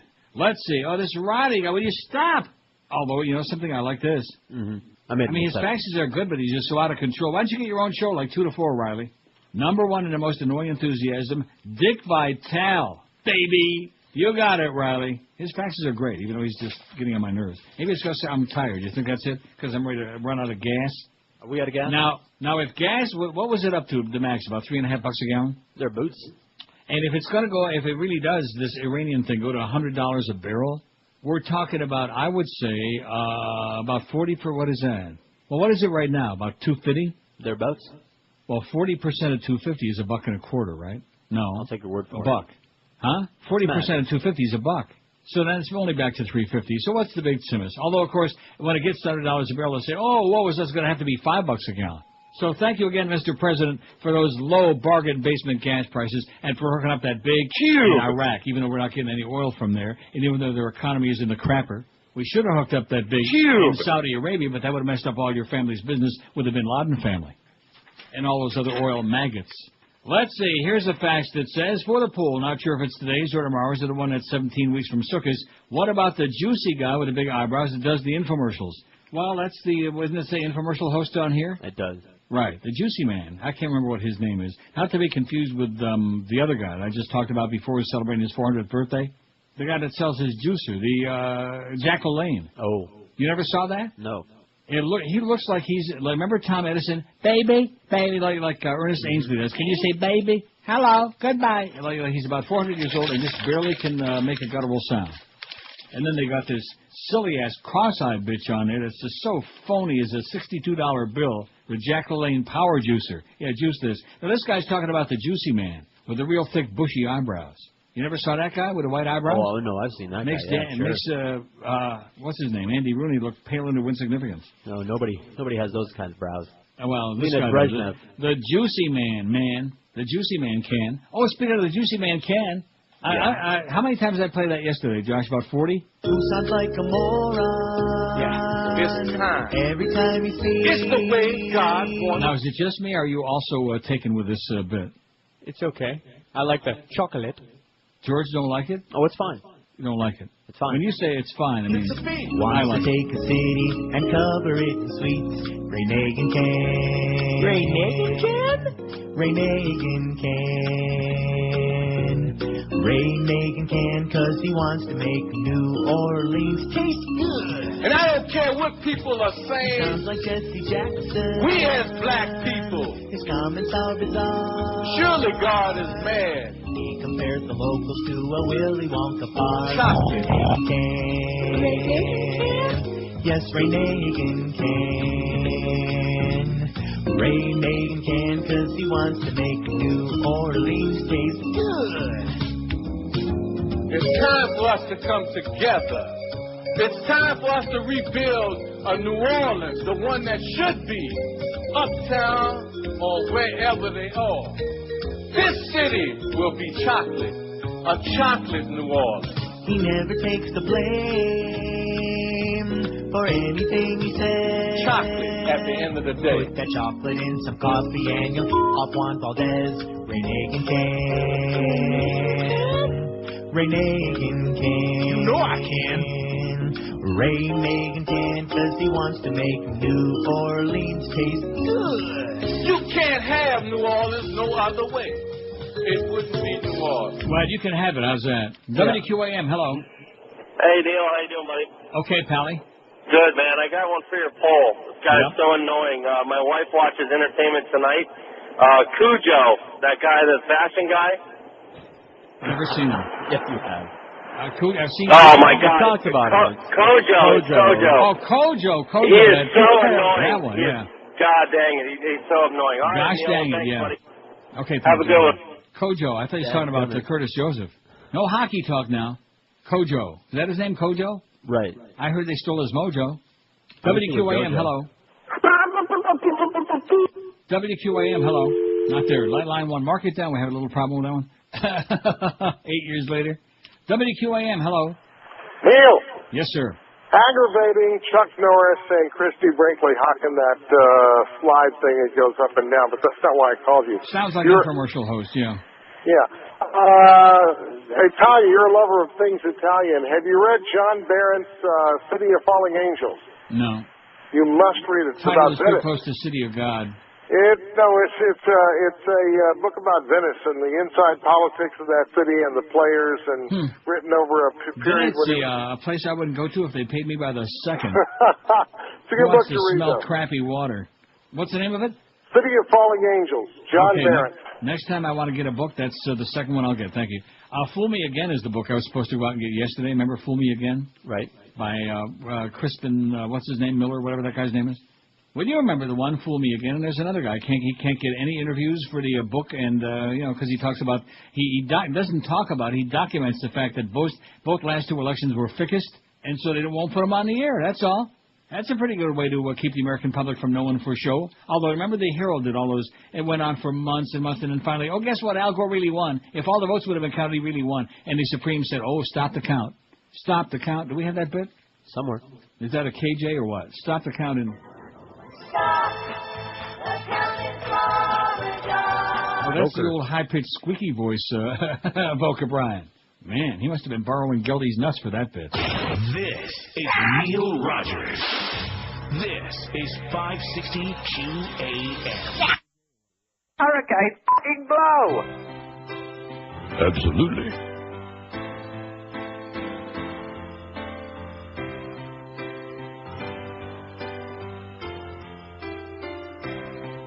When I'm watching basketball on TV, one man is annoying me, yelling words of nonsense, Dickie V. You fairy. And when someone goes baseline, he starts screaming things so nasally, screeching like a banshee, Dickie V. Dickie V. Dickie V. Dickie V, yeah, Dickie V. He should shut his pie hole, Dickie V. When he is on camera, the glare from his head is blinding me. Where did this guy come from, Dickie V? Everything is awesome, and everyone's his BTV. Wish he'd keep his trap shut, Dickie V. Dickie V. Dickie V. Dickie V. Yeah, Dickie V. Giving me a headache, Dickie V. Dickie V. Dickie V. Dickie V. Yeah, Dickie V. He really is annoying, Dickie V.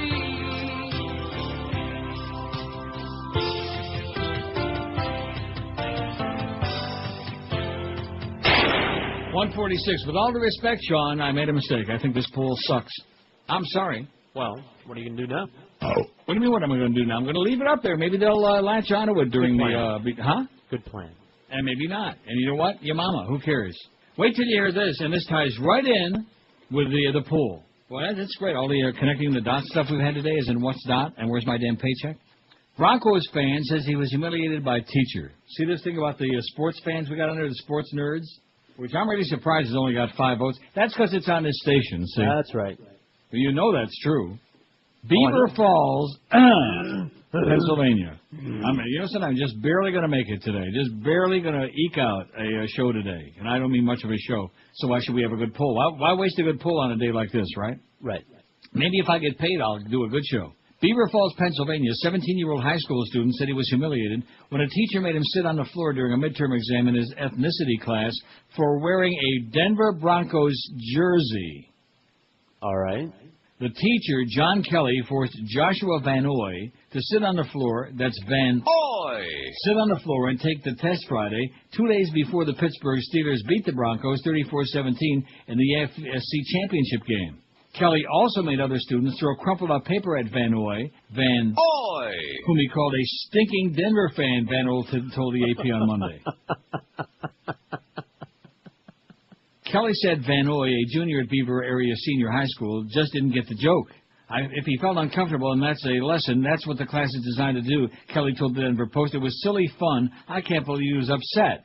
Made him sit on the floor and let the other students throw crumpled up paper at him. Van Oy was wearing a number 7 Broncos jersey on Friday because he's a fan of John Elway, the Broncos' retired Hall of Famer quarterback. Van Oy said he was so unnerved he left at least 20 questions blank on the 60-question test. He just wants out of Kelly's class because he's afraid the teacher won't treat him fairly now that the story reached the media. I'm going to have to deal with him for 2 to 9 more weeks, school quarters, and now he's going to want revenge somehow, Van Oy said yesterday. I took the test. I'm shaking. I'm furious. I didn't know what to do. For revenge, we need to go see Don Corleone. That's right. Kelly, who wore a Ben Roethlisberger jersey Friday, and his principal, Thomas Karzewski, didn't immediately return messages left on their school voicemail yesterday. How do you like that? Teacher jackass, man. Big Beaver Falls. See, the problem is with this teacher shootings, they always shoot the wrong teachers, you know? Like that guy in Palm Beach, he was a good guy. This teacher, bada bing, man. Just tell me you're from Florida. It's the Florida effing way. You mess with me, and Big Beaver Falls Area School District Superintendent Donna Nugent said she was aware of the situation but said confidentiality rules prevent her from commenting specifically. We'll take whatever action we needed in order for the student to feel comfortable, Nugent said. Right. Comfortable my ass. Is that a joke or what, you know? Comfortable my ass. All these people that... You know, in fact, when you watch that movie, Primal Fear, this will strike a chord. All right. Oh, no, that's not the one. I'm sorry. That will not strike a chord. The one that will strike a chord is Sleepers with Kevin Bacon. Familiar. What a cast, man. Kevin Bacon, I'll give you like a little background. I won't spoil it for you. Mm-hmm. Kevin Bacon, Dustin Hoffman plays the attorney, Brad Pitt. That's the one that we decided that we did see. Yeah, but I never saw it from the beginning. Right. Until the weekend. It was I said, I'm watching that right from the beginning. I saw it. It was all right. It was all right? It was all right. How's Kevin Bacon doing? I won't see you no more. How's Kevin Bacon what? And then the most interesting, well, maybe not the most interesting, but part of it that's kind of interesting is that the author of the book it was based on said it was a true story. And the New York State Department of Corrections says there was never any such juvenile justice system or institution where that kind of thing went on. We have no documentation. And the author says only the names have been changed to protect the guilty, obviously. And that's it. He stands by the story. And then they put that stuff all up at the end of the movie again. Sleepers. You thought it was only good? It was a long time ago. I thought it was just fine. Trust me, when, if I thought are you it going to was watch bad, Primal you'd have Fear? heard that. When are you going to watch Primal Fear? I'm going to try to get it in tonight, although, it's a big night tonight. You got that show that you just discovered. Yeah. You want to sample? What's it called? Superstitious Supernatural. And then, of course, there's The Shield at 10 o'clock, which is... Oh, The Shield. Shield my ass. All right. Please. To save humanity, please. The Shield is great. Is it really? Oh, yeah. What's that about? You've been hyping that thing for ever since it came on. What's that all about? It's everyone's favorite. Well, it's technically a cop show, but it's not. It just takes place at a police station. Aha! No, it's not what you're thinking. A cop show that George likes. No. It's not a cop show. It just has cops in it. How's that? Okay. It's a soap opera. Is it a cop buddy show? At a buddy cop station. It's nothing like... The hero is a bad guy. To me. The hero is a scummy, murdering cop. No. So it's a soap opera to take place at a cop shop. A 49-year-old flying student from Denver walked away from a crash unharmed today in Lantana after her airplane flipped over during a touch-and-go exercise at the airport. Ever do those touch-and-go exercises? Just this morning. Because every time you touch, there you go. The incident occurred around 10:49 this morning. That's what Duff said. Around 10:49 this morning at the Lantana airport while Janine Davis flew solo and was completing a series of touch-and-go landings and takeoffs on runway 15. Her instructor was on the ground. It doesn't say whether that was before or after. The instructor's on the ground. Neil Rogers. This is 560 QAM. It's Steve! Oh! In Miami town. Absolutely. At 560 WQAM.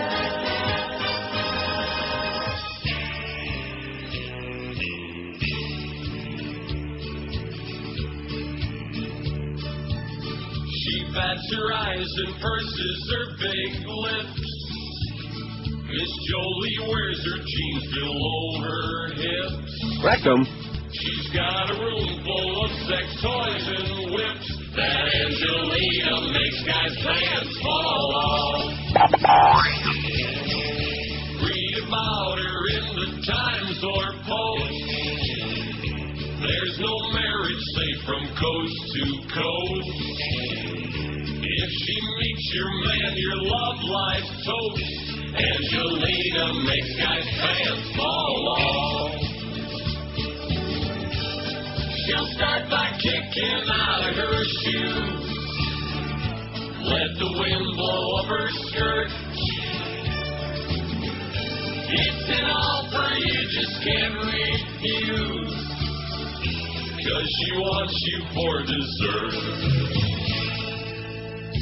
She wants to torch you in her garters and thongs. Wants to manhandle you like King Kong. When you see her, you begin to froth. Angelina makes guys' pants fall off.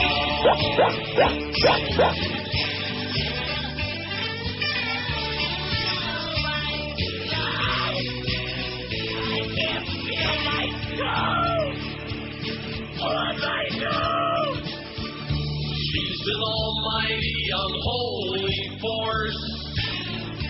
You'll lose everything in your divorce. But when you're with her, there's no remorse. Angelina makes guys' pants fall off.